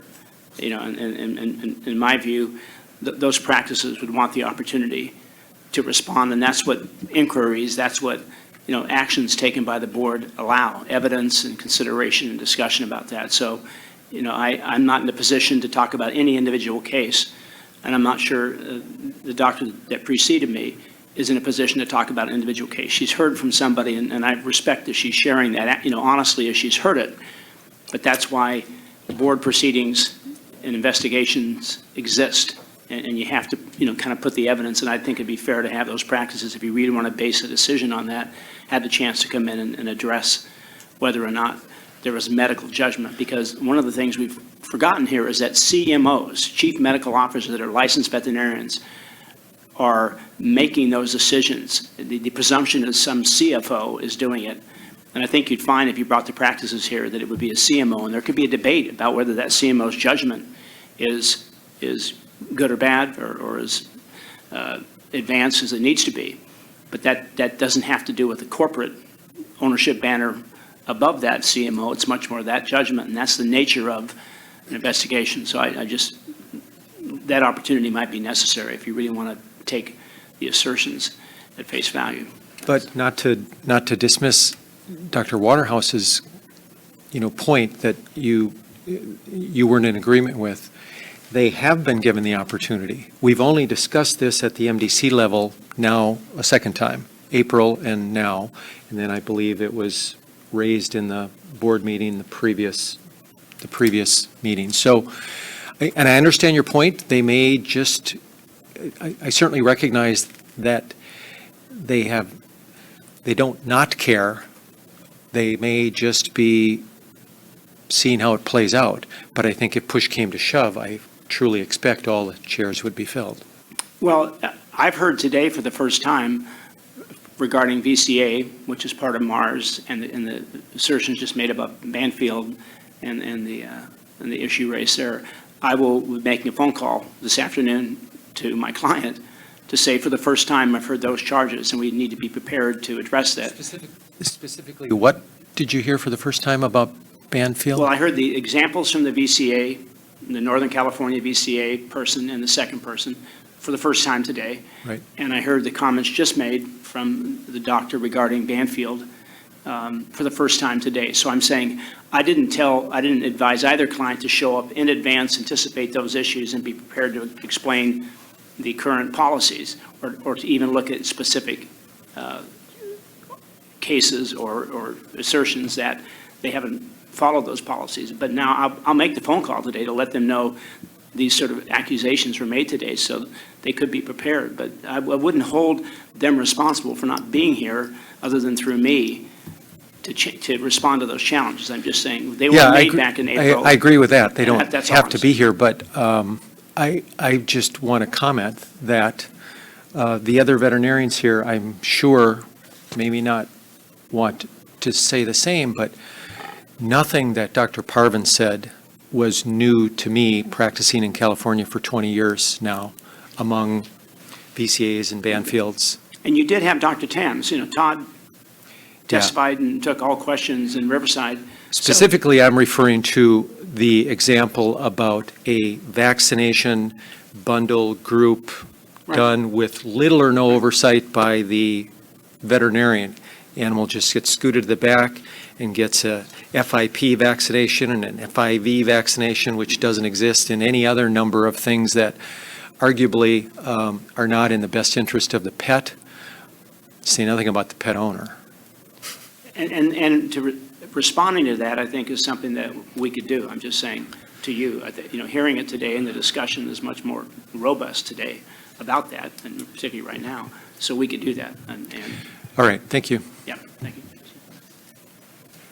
Dr. Sullivan. Would it be beneficial, and I'm asking this to Tara, would it be beneficial under 4853 to explore the idea of under A, where it's asking all premises for veterinary medicine, et cetera, inserting in the next line that if the premises permit owner is a corporation, veterinary owned or not, be registered as a corporation, if that would help us in the future on following up in this area.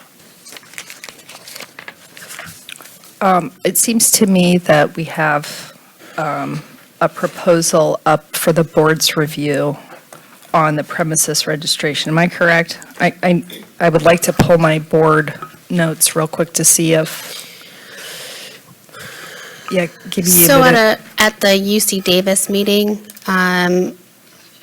it might have been actually the meeting before that, the board had approved a proposal that had identified issues with the MGL and holding the MGL versus the premise. And I believe it was UC Davis, the board pulled that. We pulled it back because there were more, there's more work that we needed to do to clarify. It is in our sunset identified as an issue. Actual language hasn't been proposed yet to address the issues, but it's something that's included in sunset. Okay, so, and I was under the wrong assumption that you weren't trying to resolve that in sunset. You're just bringing it up as an issue that is going to be addressed. Potentially, I think that the directive was we were going to bring language back to the board for consideration and to include in sunset. Okay. But it's definitely an issue that's raised in sunset. Whether or not we have actual language at this point, we're still working on. Any other quick comments before we break? I can't. So I would really like to go back to our goals, because I think it's important to know what we're headed for. And so can I just state two quick things? Sure. So I think that, just to be understood, to clarify language for regulation to make it clear for veterinary professionals. And regulation should be in the best interest of consumers and veterinary professionals to ensure the practice of veterinary medicine is not being practiced by a non-veterinary entity. I think that it's clear. It's not saying one way or another whether we're saying just corporations, but it's just saying that that's what our goals are trying to be right now. Okay. Let's break. It's 12:30. Let's reconvene at 1:30, please.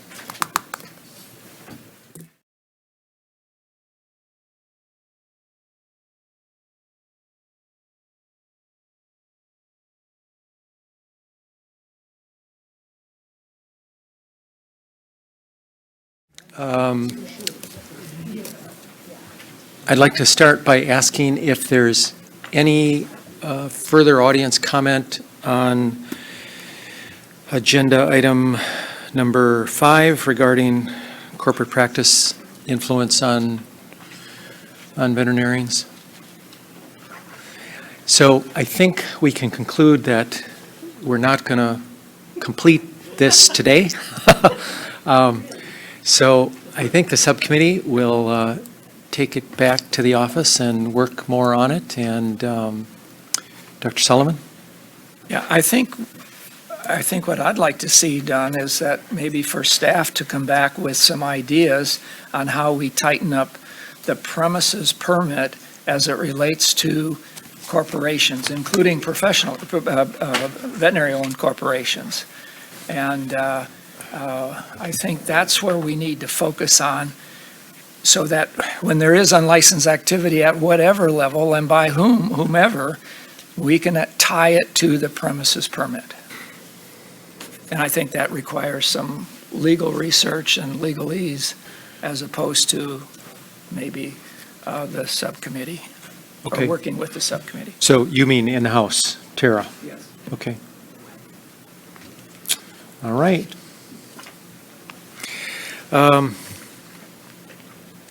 Before we go to next agenda item, I want to jump back to agenda item 2 because the start of the meeting with the phone calls, we kind of bypassed that. I had a committee chair remark I wanted to make.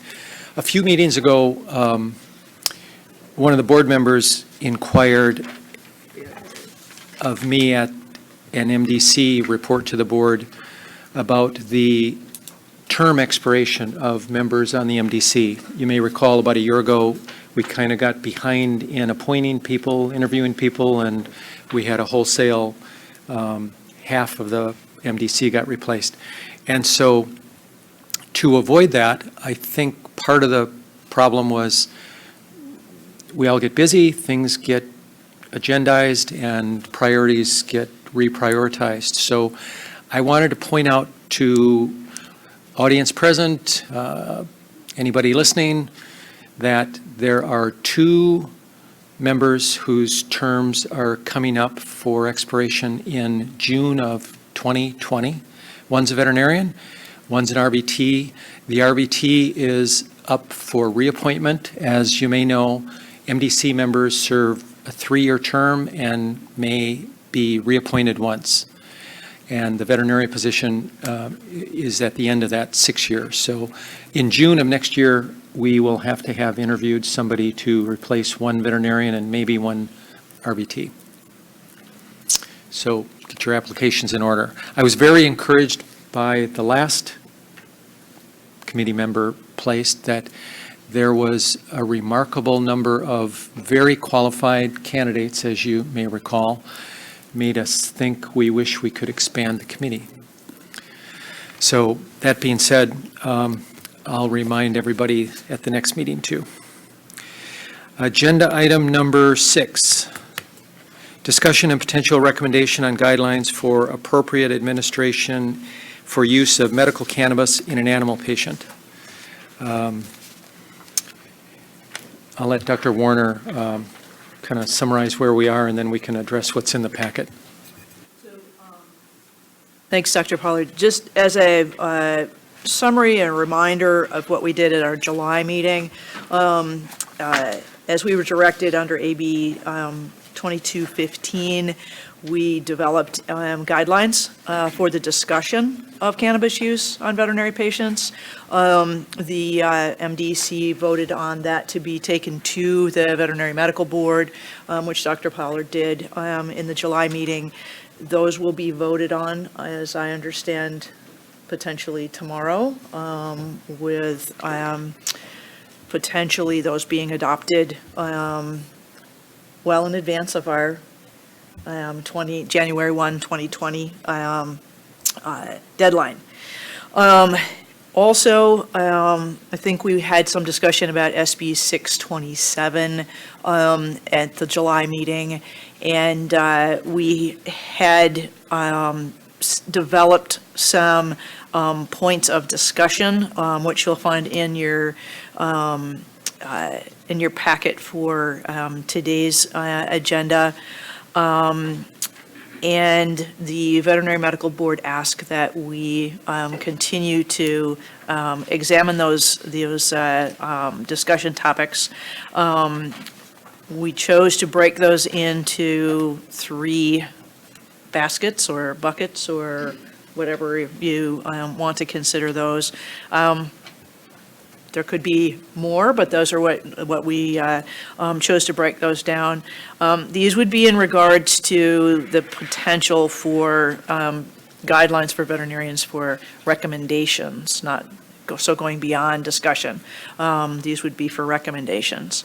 Also, you'll find some abstracts for some scientific articles that we thought would be important for the committee to have ready access to, as well as I think everyone was sent an attachment for Dr. Hazai's What All Veterinarians Should Know About Cannabis.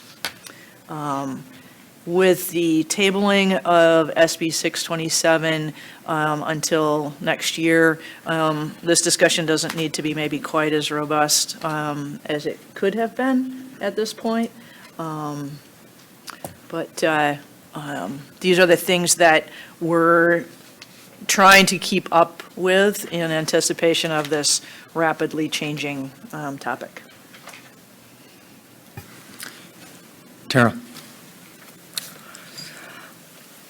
I'd also like to point out that recent amendments to SB 627, recent means August, changed the requirement for the guidelines that would have to be promulgated by the board. So before, and what is reflected in Dr. Pollard's memo dated today's date, is guidelines for the appropriate administration for use of medicinal cannabis on an animal patient, which is a bit specific and potentially leads down standard of care avenues. However, 627 was amended to now require guidelines for veterinarians to follow when recommending cannabis within the veterinarian client-patient relationship, which I think is a bit broader in scope and less directed at standard of care.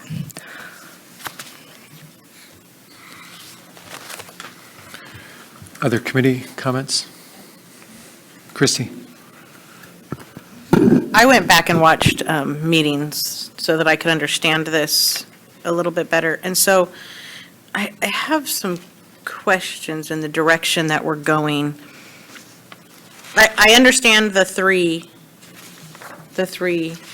areas, and I think those make sense. In the July memorandum, it has this long list. What's the long list?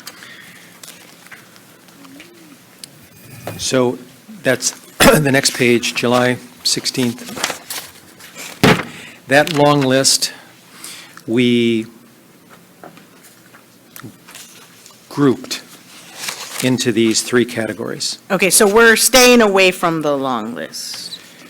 Okay, I just wanted to make sure that we're staying away from the long list, because. I wouldn't say staying away. I would say I grouped that, let's call it a dozen, that dozen items into 3 categories. And the reason is, if you think about what the guidelines that are now, or that will be tomorrow in front of the VMB, those are in categories 1, 2, and 3. They certainly take from each of these categories, but not equally, and there's some overlap. And if you'd read medical board guidelines, our guidelines are somewhat modeled after those, as much as things applied, because these aren't guidelines for recommend. But should SB 627 pass, and we, the board, are tasked with making guidelines to address that bill, we're not going to make a second set of guidelines. We're going to take this Right. and modify it. So Yeah. the thought was, I just wanted, there's so many things, and if we miss something, because this is so detailed, if we miss something, then, sometimes it's so prescriptive. right, That's my concern. yeah. So I gotcha. don't want to be too prescriptive, but I understand the reasonings. I just want to make sure we're not overly prescriptive. Okay, good segue. Yes, I think the intent of Dr. Warner and I was to just organize it a little differently, such that we could discuss it better as a committee. And the other part of this motion that we were tasked with, that is agenda item 6 here, referred to Dr. Hazza's paper, which you all got. I'm curious, did the Veterinary Medical Board members get that? I did not send it out to the medical board, veterinary medical board members. Okay. They just sent it out to the MDC as requested. Okay. Personally, I think they should. I think it would be valuable for any veterinarian who's considering utilizing cannabis in their practice to read that. We're referring to it as a white paper. I'm imagining there are probably a dozen other people out there, maybe oncologists, maybe internists, maybe others, that have a similar set of informations that would be equally applicable. But for someone who doesn't have much experience with cannabis, if this is the first and only thing you've read, it's clearly a well-rounded description of the medicine part of it. It doesn't include anything in category number 3, for example, and that's not her focus. So I want to stop there for a moment and ask if there's any more. Dr. Waterhouse.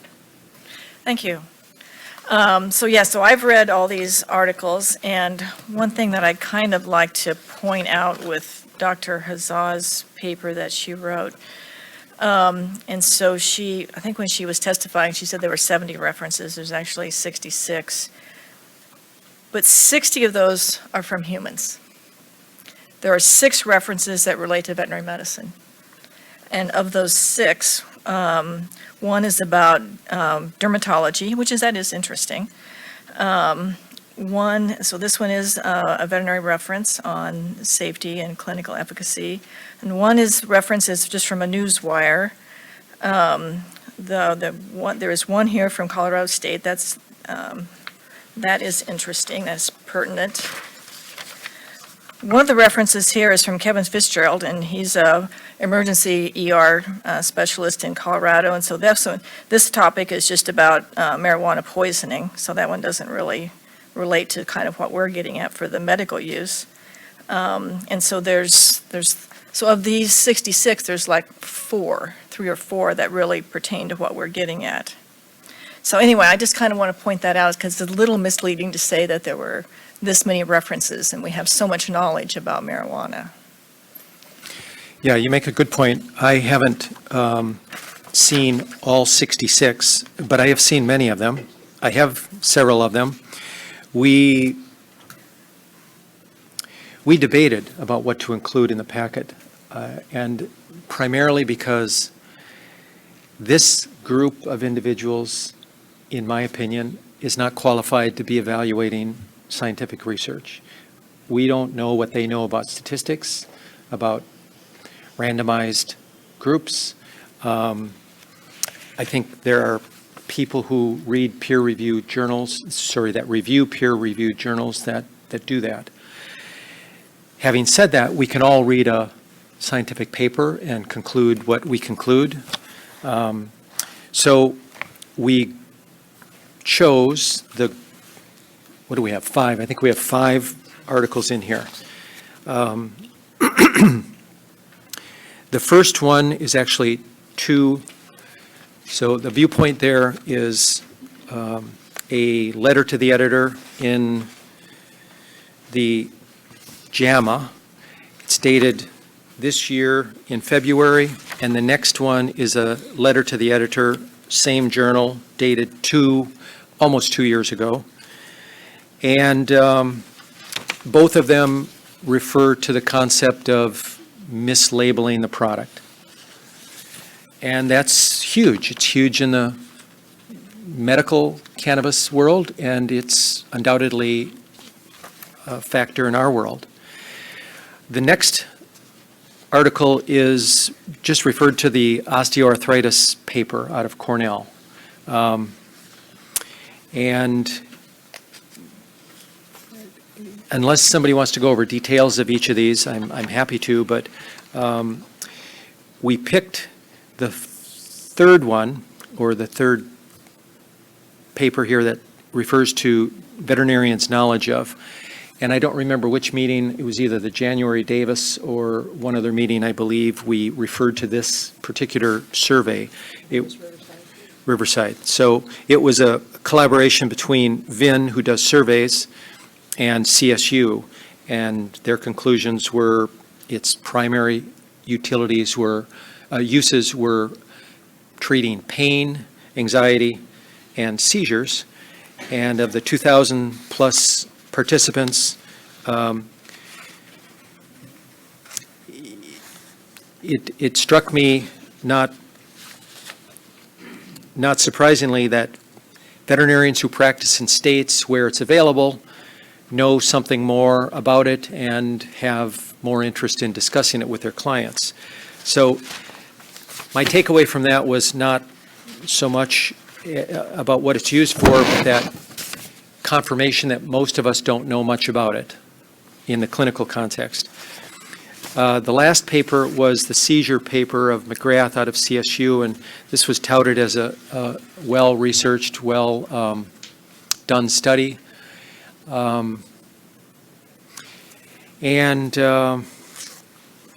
Like a lot of papers in our world, a veterinary study has a small number of patients. There's 12 dogs. In this case, there were 16. Not for lack of trying, they started with 248, but they ended up with 16. It was randomized, double-blinded. The methods were good, except there were some things that weren't present that, for example, the adverse clinical outcomes were minor. They were serum ALP elevations in many of the patients, the non-control patients. There was in the acknowledgement, I think that was, I have the long paper here, I think at the end of yes, in the acknowledgements there, she does reveal a 5% interest in the company that made the product. That alone there would be a problem in California with the law, with the bill AB 2215, right? You can't have an association financially with the cannabis producer or dispensary. And there were a couple other nitpicky things, but in the end, Dr. Waterhouse is right. There aren't a lot of studies. Oh, I lied. There was one other paper that we included, and when Dr. Warner and I discussed it, I I know this was referred to, I think it was perhaps in Dr. Hazza's testimony in front of the board last meeting, but this paper is dated 1987. Sorry, not this one, the very last one. And it was an Israeli researcher, and this one and the one you just previously had up there were both pharmacokinetic studies. So yes, there aren't a lot of animal studies, and that's a problem. It's not that they weren't written, but this was not the kind of study that we would need, or let me rephrase that. This 1987 pharmacokinetic study in Israel came to some good conclusions about dosing and half-life and bioavailability, but we probably need to become comfortable with the fact that this is not currently or anytime soon going to be an FDA product, and we're not going to get in order like we're used to, going on the shelf and getting the bottle of metronidazole and with confidence prescribing it to the patient and knowing that it's good. I don't know what will be necessary, but I would anticipate it'll be years before we get the same level of confidence based on animal studies. That's what I was going to ask. I mean, you're asking for research. Research takes years. It takes years to get that information. And animals are presenting every single day in hospitals, and veterinarians' hands are tied. So what do we expect? I mean, how are we supposed to be able to provide this information except for, you know, if you don't know, then you as a veterinarian have the duty and the obligation to say, I don't know, and you have to go somewhere else to get that information for somebody, because they're out there. There are people that know. Which would not be unlike any other area of medicine. Exactly. Dr. Sullivan. I'm probably repeating myself, but the reason that I've changed a year and a half or so ago about the need for recommend is that we get questions very routinely with people already having their animal on this product. And when I try to discuss this with them, I end up having to talk about milligrams per kilogram to just give them a reference of what is safe, a starting point. They don't have a clue. They're told 3 drops twice a day and have no clue what is in a drop. And then I concluded that if I'm talking about milligrams per kilogram and showing them how to calculate this, now I'm in the area of recommend. If there's an adverse reaction, the client is going to say, he recommended this because he told me this dosage. So we have to be able not just to discuss, but to discuss at a level that we can communicate what is safe and what is unreasonable as far as doses. And that's a form of recommending. And we've got to be able to do that in order to answer these questions and not just discuss. Dr. Waterhouse. One of the other things I did, besides looking up all these references, I called Dr. Dawn Booth. If you remember at our last meeting, I think it was Dr. Richter that brought a bunch of letters and references. And Dr. Dawn Booth, you may remember, is a veterinary pharmacologist. She's a veterinarian, but also a veterinary pharmacologist, teaches at Auburn Veterinary School. And she's like, the veterinary pharmacologist in the country. And she had a reference, a letter of reference to support SB 627 in the information that we had last time. And so I called her to say, okay, what's, which surprised me. And I called her to say, okay, what's your belief or what's your thinking here? And she certainly said that she certainly supports talking to clients. And she does recommend, if we're going to go with recommendations, she thinks that it should be CBD only. That veterinarians don't have any business recommending THC. And I think the way AB 627, it's open, you could do either. And so anyway, I just wanted to let you know that she is not in favor of recommending THCs and limiting it only to CBD products.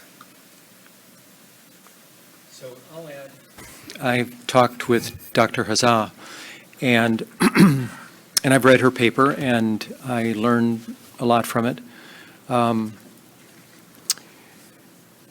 She, if given the choice, would like to see SB 627 refer to cannabis, the word, as high THC cannabis, to distinguish it more clearly for the licensee, for the public, from hemp. Number one. Number two, she is a proponent, and if she's watching, I hope I'm not misinterpreting what she told me, but she is a proponent of what is termed the whole plant.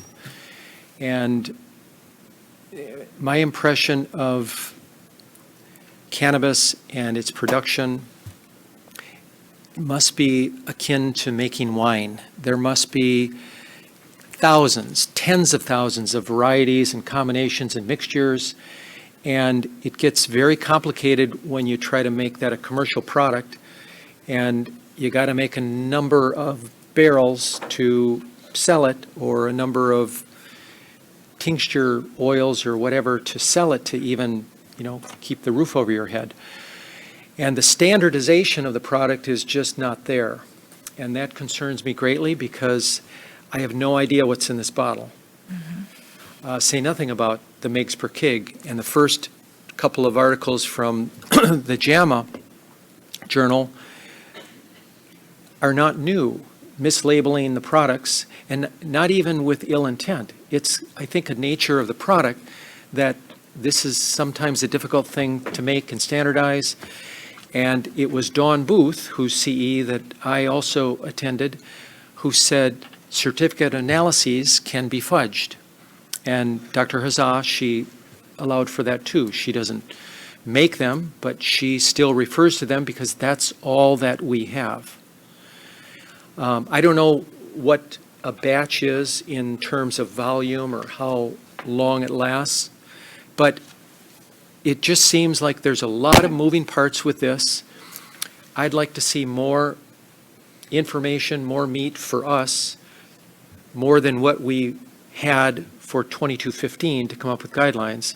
I mean, I think many of the public's comments over the last year and some of the committee jive with them, agree that there's a fine, fuzzy line between discuss and recommend. And Dr. Sullivan, I hear your point today about changing, if you will, to recommend for the licensee's benefit, but also for the patient, who's arguably going to get better information if they can get it from a veterinarian. So I would say we probably have to follow the bill. I don't know what else we as a committee can do, subcommittee rather, to make it, to advance the ball until we've got a more defined goal and timeline. Christy, and then Cheryl and Dr. Sullivan. I just have a question because, and I'm not going to claim to know any of this, I'm just trying to understand and read. But the question about with Dawn Booth that said that it could only contain CBD and not THC, is that what you had said? She's recommending that that veterinarians be allowed to discuss and recommend CBD, but not THC. But I'm trying to read the major difference between cannabis and industrial hemp. So cannabis is THC, right? It contains THC. So how is that accurate statement? Cannabis is the umbrella term, and then think THC is the psychoactive component. Right. And CBD is one of many other cannabinoids. Industrial hemp is a cannabis product with less than 0.3% THC. Right. And what I hear you say, Dr. Waterhouse, she doesn't want it to contain any THC, correct? She's recommending that we can only go so far. I mean, because every batch has to be analyzed, because it's, a problem with, we don't really know what's in that drop. We don't know either what's in that drop. And so anyway, the way she stated to me was that she thinks that veterinarians should be allowed to recommend CBD, but not THC. But that's why it doesn't make sense to me. I guess that's what I'm not I guess, okay. So they're both cannabinoids. So the way I take it, cannabis is this overarching term, and there's different subcategories. The other thing that Dawn Booth said was that she's on the AVMA. The AVMA is coming out with guidelines, and she's on the AVMA committee, and she said they should be coming out soon. So I would think that we'd kind of just push this off, and because the bill got put off till next year anyway, and I think that our discussion, we should wait till next year, and who knows, there could be new studies coming out. There could be a lot of stuff changed between now and then. A lot can happen in a year.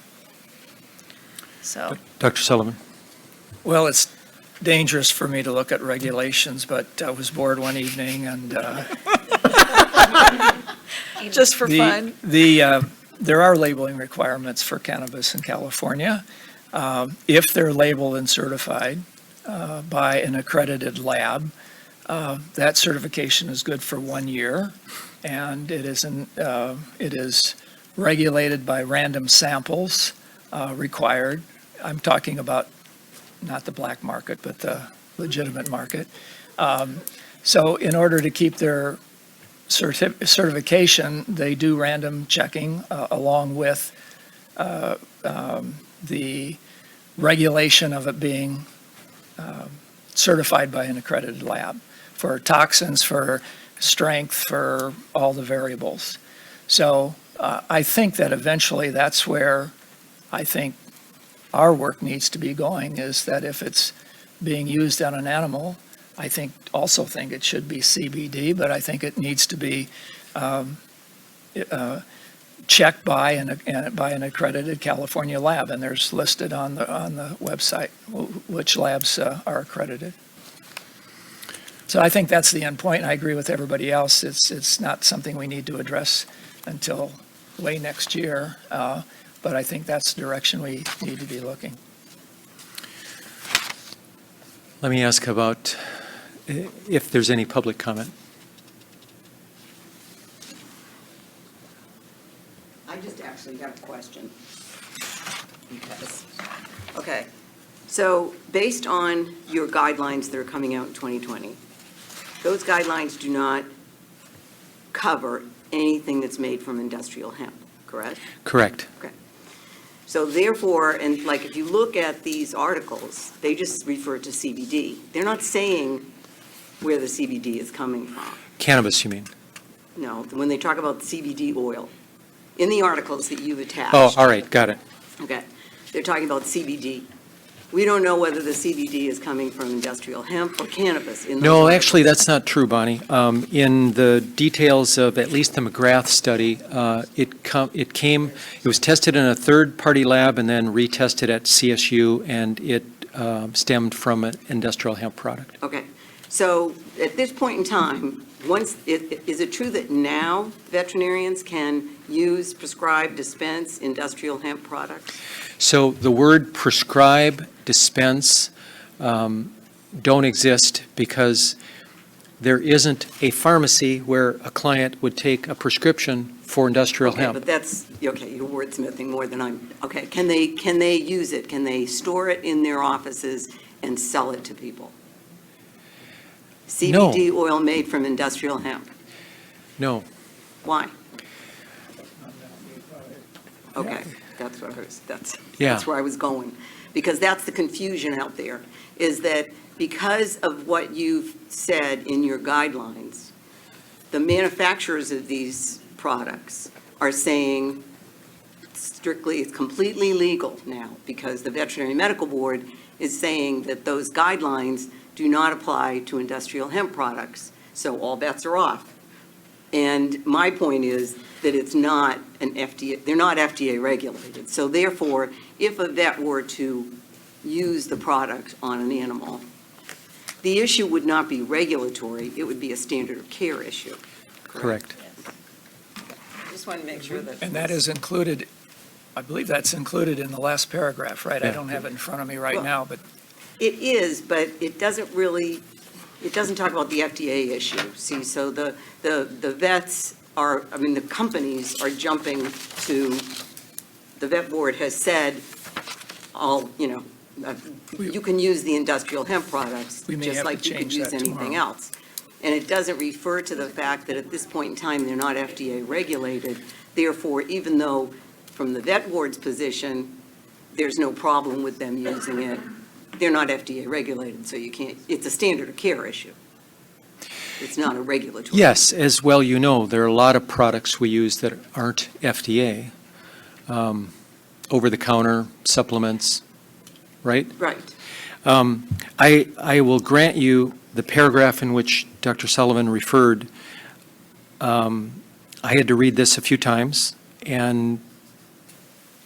but if you do read it, I think I'm going to read it. Thus, if a veterinarian administers, dispenses, furnishes, recommends, or discusses the use of industrial hemp on an animal patient, the veterinarian would not be subject to the statutory provisions regarding cannabis, but would be subject to the provisions of the Veterinary Medical Practice Act applicable to diagnosing, prescribing, or administering a drug, medicine, appliance, application, or treatment of whatever nature for the prevention, cure, or relief of a wound, fracture, bodily injury, or disease of animals.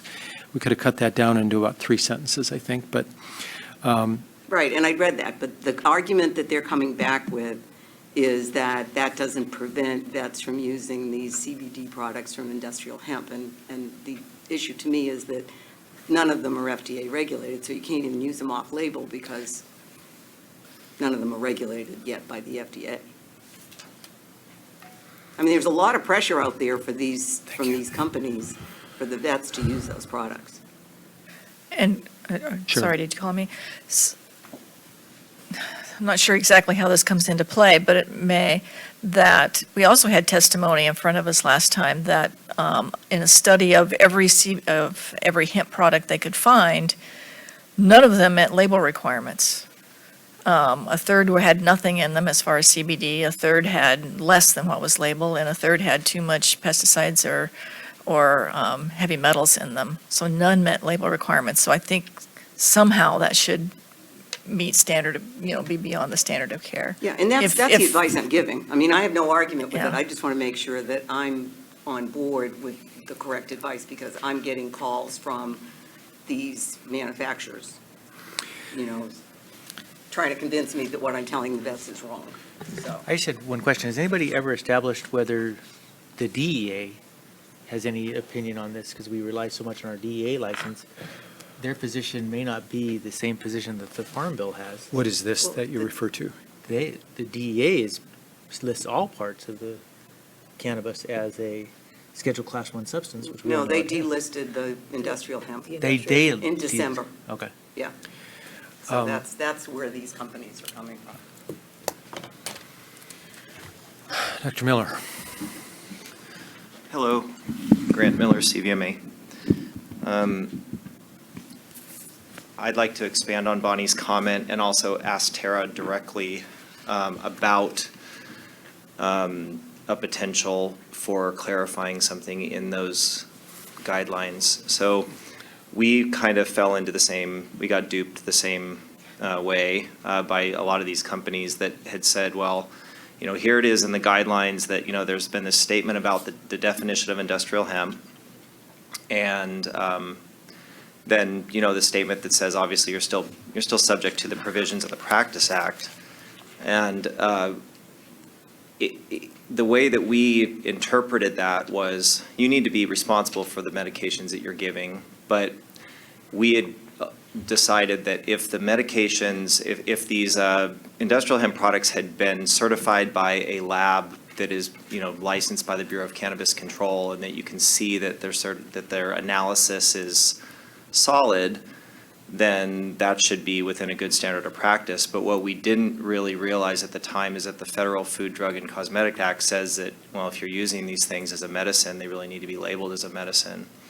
And so I'm wondering if you had considered adding a statement in about the Federal Food, Drug, and Cosmetic Act and what it specifically says in relation to a product labeled to cure a disease or prevent something or to treat something, that's considered a medicine, and if you're going to be using that, it has to be in accordance with what that act says, which is, it has to be labeled in order to do that. So was there consideration of that or discussion of it in that last draft?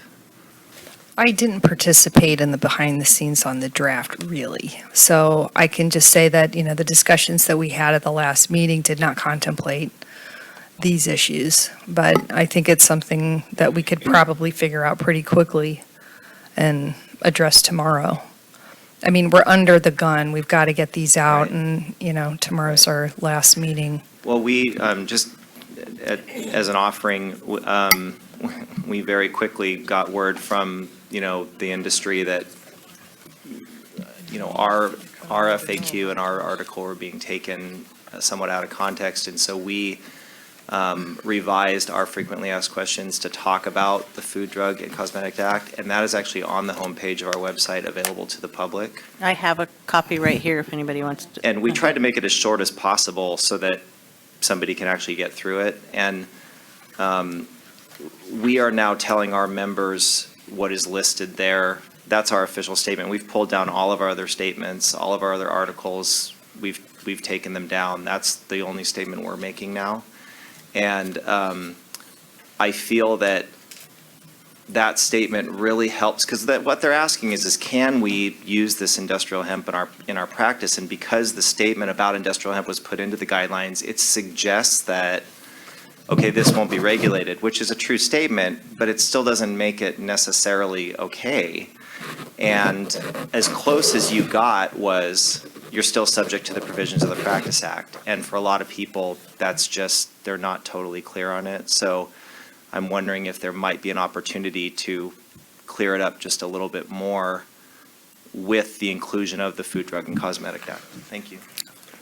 So I guess we're getting a little bit off topic for the recommendation guidelines, but we can clarify it tomorrow in the discussion of the discussion guidelines.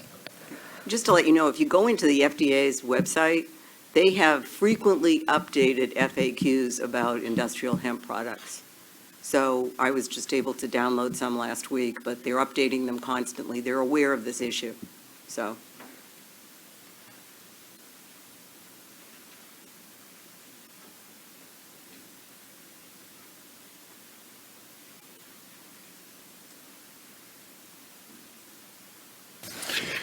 Okay, any more comments, committee?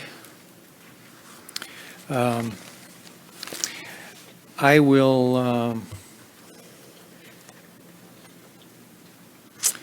mention what we've discussed to the VMB and the MDC report tomorrow, and we may still make the deadline.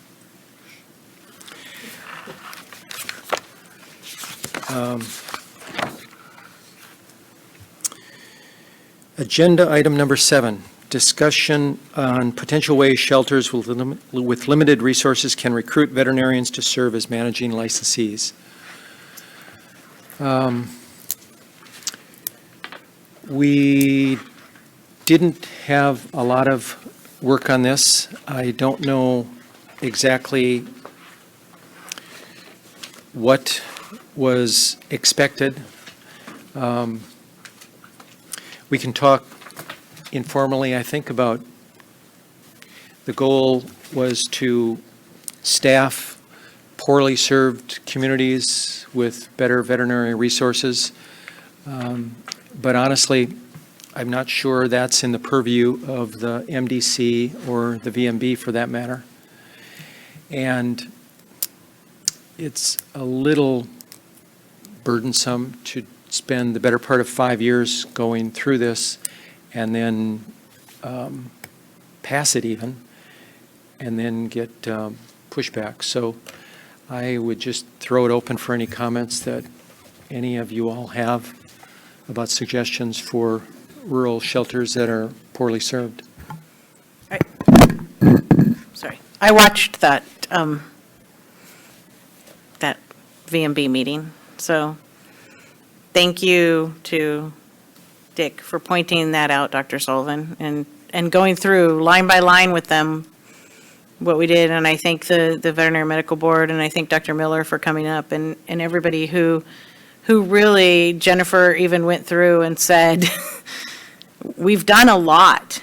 We've made a lot of concessions, and I've been a part of several of the task forces that tried to go through and make adjustments to assist shelters in trying to keep minimum standards that would make it easier for them and still have standards. They're practicing veterinary medicine. And I feel like every time we would come to a committee meeting and we would say, here we go, they would change the rules. They would say, well, we can't meet this. And then it would be, okay, well, we would fix that. We would come up with another solution. And then it was, oh, well, we can't do that. And so we would work with them constantly coming up. CVMA had so many meetings and they worked with them. And it was a difficult and long task. And I do believe that there are outliers. I do believe that there are shelters that will have a difficult time. And I believe that the answer for them is not for us to try to find them veterinarians. Veterinarians have a hard time, hospitals have a hard time hiring veterinarians themselves. That's the reality of it. But it's not in the purview of this committee or the Veterinary Medical Board to find them. Their job is going to have to be then they have to go and contract with a hospital to be able to take those cases directly to veterinary hospitals. They just can't, they won't work. Because I believe, I'm not sure if it was Dr. Miller or Dr. Sullivan that pointed out that if you give them an exception, then the others will follow suit and say, well, I can't really meet that standard this time.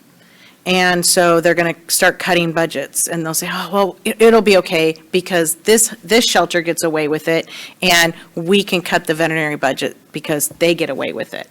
And I think that we can't create exceptions. We have minimum standards, and we've made really huge adjustments for them. Dr. Sullivan and Jennifer. Yeah, not all these communities are small. I believe one of the complaining entities came from San Bernardino, so they're not all small. And I keep saying this, but I think we have to keep saying it, as I think we're using the wrong model. The model that we keep talking about in shelter medicine is a veterinary or number of veterinarians that are working in a large facility and overseeing the entire practice. I think we need to look, and again, I'm repeating myself, I think we need to look at the large animal model where you have maybe one veterinarian that is overseeing 3 or 4 shelters. They go in just as a dairy practitioner goes in and sets up protocol for the employees at the dairy, sets up protocol, you do X, Y, and Z under these conditions, and if you're outside those conditions, then you need to call me. And that's, I thought, kind of the model we were pursuing with these regulations. So I think in some way or manner, we need to reach out to the shelter community and give them, maybe more strongly, give them this model, and maybe even connect them with the shelter medicine program at Davis and see if we can get, resources. I don't mean financial, but human resources through those channels out to these shelters. I think that's the model that that fits and that's workable. But I don't know how else to get it out there, but I think that's the model we need to use. Jennifer? So I think there's never going to be a perfect solution that's going to encompass every single issue that we come across.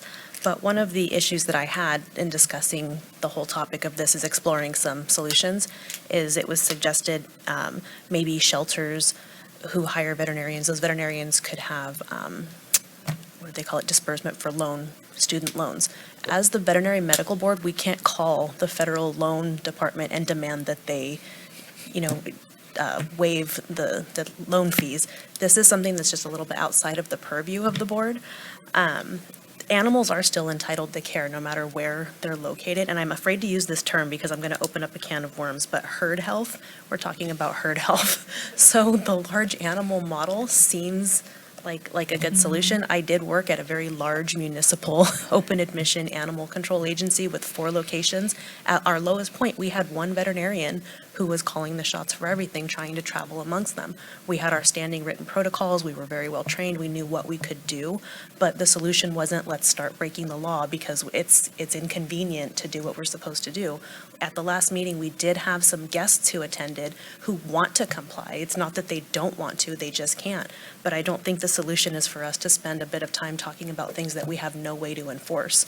We do need to work with these communities and try to find a way to come up with solutions. I think Dr. Sullivan's point about working with UC Davis and the shelter medicine programs is better, but people want to comply. I think we've come a very long way, but we can't adjust what we've done because there's a few areas that don't fit in. We need to do what we can because consumer protection also includes access. We're trying to promote access to these services. These animals do need care. Dr. Waterhouse? I was busy doing research last week. So another thing I did was I called Kings County. So if you remember last meeting, there was a representative here from the Kings County Sheriff, and they had an animal control center, which I found out is in Hanford, California, which isn't that far away from Fresno. And so anyway, long story short, so Hanford's a town of about 50,000 people, and they do have a veterinary hospital in Hanford, which is like a 4-doctor hospital, but they're serving most of the county. But so I called that hospital, and they do see animals from the shelter that was represented here at our meeting. So I said, what? And I was talking to the veterinarian that owned it was out somewhere, but anyway, so I talked to his wife, who's like the practice manager. And I said, have they asked you guys to be on the premise permit? She said, yeah, they talked about, first they put out an ad to get a full-time veterinarian at the shelter, which of course they couldn't find. And then I said, have they asked you to be on the permit? And she said, yes, but we're reluctant to do that because they would be legally responsible for something that they're not there, every day or every week necessarily to enforce, to make sure that everything's being done properly.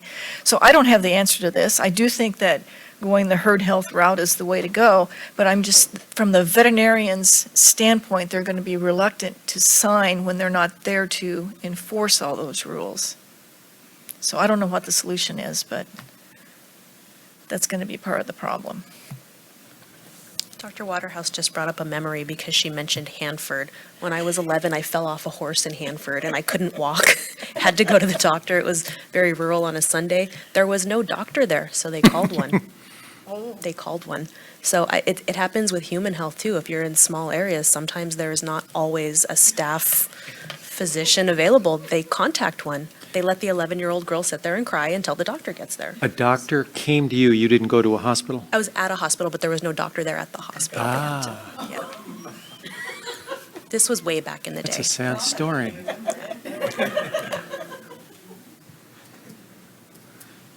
Give her a hug. Okay, any other? Dr. Sullivan, sorry. Well, then maybe we need to, instead of exempting them from a premises permit, maybe we need to work with the doctors in the area as about the limited liability to the premises permit in a herd health situation. Herd health in a shelter situation. Shelter situation. Because it is not any different than that dairy practice. It just isn't. So maybe that's the angle we have to work from.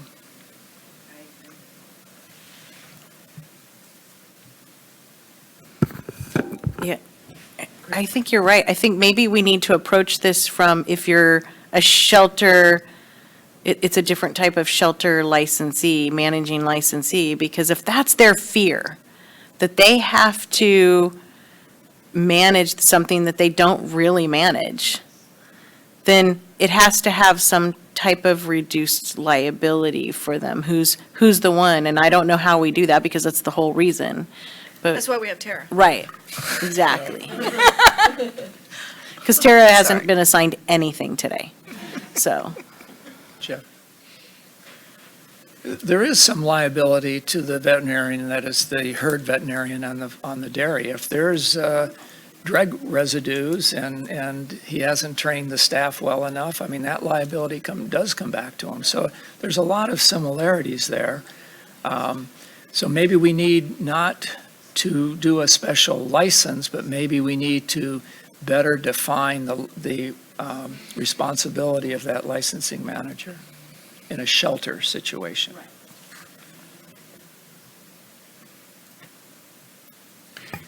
Any public comment?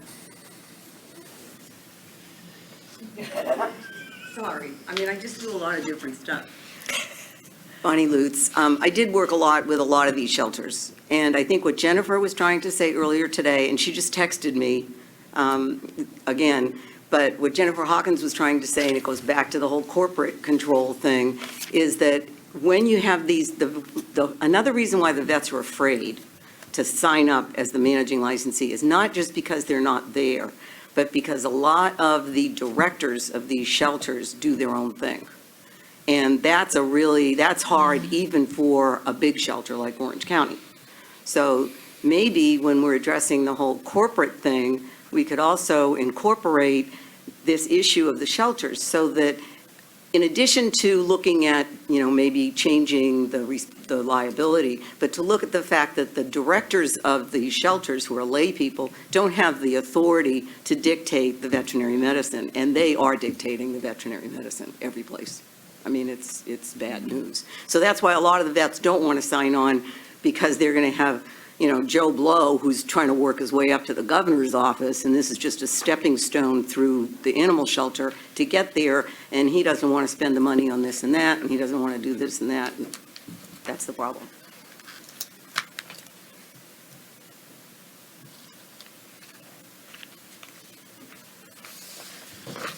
So I just wanted to comment on the herd health concept, which I agree with up to a point, but I think there is still a difference between a shelter that has a full-service veterinary hospital that's doing everything versus going to 4 different shelters in a community that's just not doing full-service medicine. I think we have to draw a line there, because I would hate to see the big cities that have these huge shelters that practice veterinary medicine just like your practice or anybody else's practice under that, thinking that they would have a veterinarian coming in every once in a while, and that would be okay if they're doing surgeries and have all of the extensive equipment and testing that you wouldn't find in a smaller shelter. I think it depends. At least it's a consideration I think we need to talk about. I think we have that addressed in the proposed regulations, in that if there wasn't a veterinarian or an RVT there, but there was supervision, a premises permit, they could do the vaccinations and the parasite control. But they'd either have to have an RVT there or a veterinarian to do additional protocols. I think we do too, and it's been a while since I've looked at them, because I probably wanted to block it out of my mind after so much work, and because we did talk about all of that. So they were a good product, and they were approved, and then they got pulled back, and I do feel like we addressed everything, but I'm hoping we aren't starting from scratch again, because we thought through a lot of those elements and I don't want to lose what we did. To clarify too, the board did not pull back the regulations. They're still moving through the process. Right, but we kind of have been asked to. We've been asked and we politely declined. Yes, thank you. Grant Miller, CVMA. I also wanted to remind you that, in the spirit of our commitment to this over the many long years that the CVMA has worked with the animal sheltering community, we are continuing to discuss this issue with them. On October 29th of this month, I will be speaking at their directors meeting. This organization is now called CAWA, which is the California Animal Welfare Association. It was previously two organizations, the State Humane Association of California and the California Animal Control Directors, and they just merged into one. And at their board of directors meeting, we are going to explore this topic of them being able to recruit veterinarians, what are the hurdles to recruiting veterinarians, and then also what are the hurdles to retaining them in the shelter community. And so I'll be speaking with two other veterinarians. One of them is from the UC Davis shelter program, and then the other one is a very experienced veterinarian who has done the herd health model in multiple counties. So we have done preliminarily a survey of the 330 member shelters and gotten back some pretty compelling results that I feel, I have not drilled down into the survey results in the depth that I will need to by the time that we give the presentation, but I feel like they've identified several viable topics that can be expanded upon to help these shelters better be able to identify, recruit, and retain. And I would be happy to share with you the notes that I'll be taking at that meeting, because what we'll do is we'll give a presentation and then it'll be a more like a director's meeting type discussion where these folks are going to give feedback and open up the subject. And I'd be happy to come back if you do decide to keep this on your agenda and keep moving forward with it. I'd be happy to share with you the results of that discussion at our next meeting. You said, Grant, October 29th? It's October 29th here in Roseville.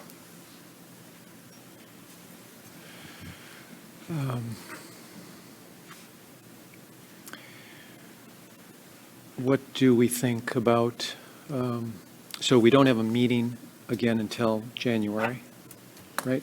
January? If we leave it on the agenda item as is, we could get Dr. Miller's input, and then there'd be time to present something at the January meeting. Okay, let's do that.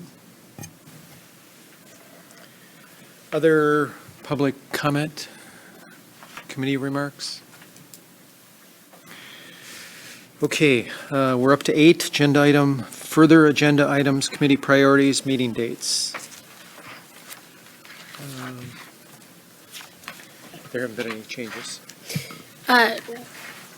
So at the last board meeting, there was a request for the board meetings to be moved from, they used to be Wednesday, Thursdays. They've been changed to Thursday, Fridays, which meant that MDC meetings were changed from Tuesdays to Wednesdays. So I let everybody know in an email a few months ago, but just let everybody know they are updated on our website as well to the new meeting dates.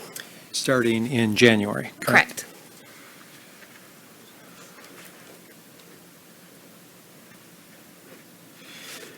Okay. May I have a motion to adjourn? So moved. Thank you all. Yeah.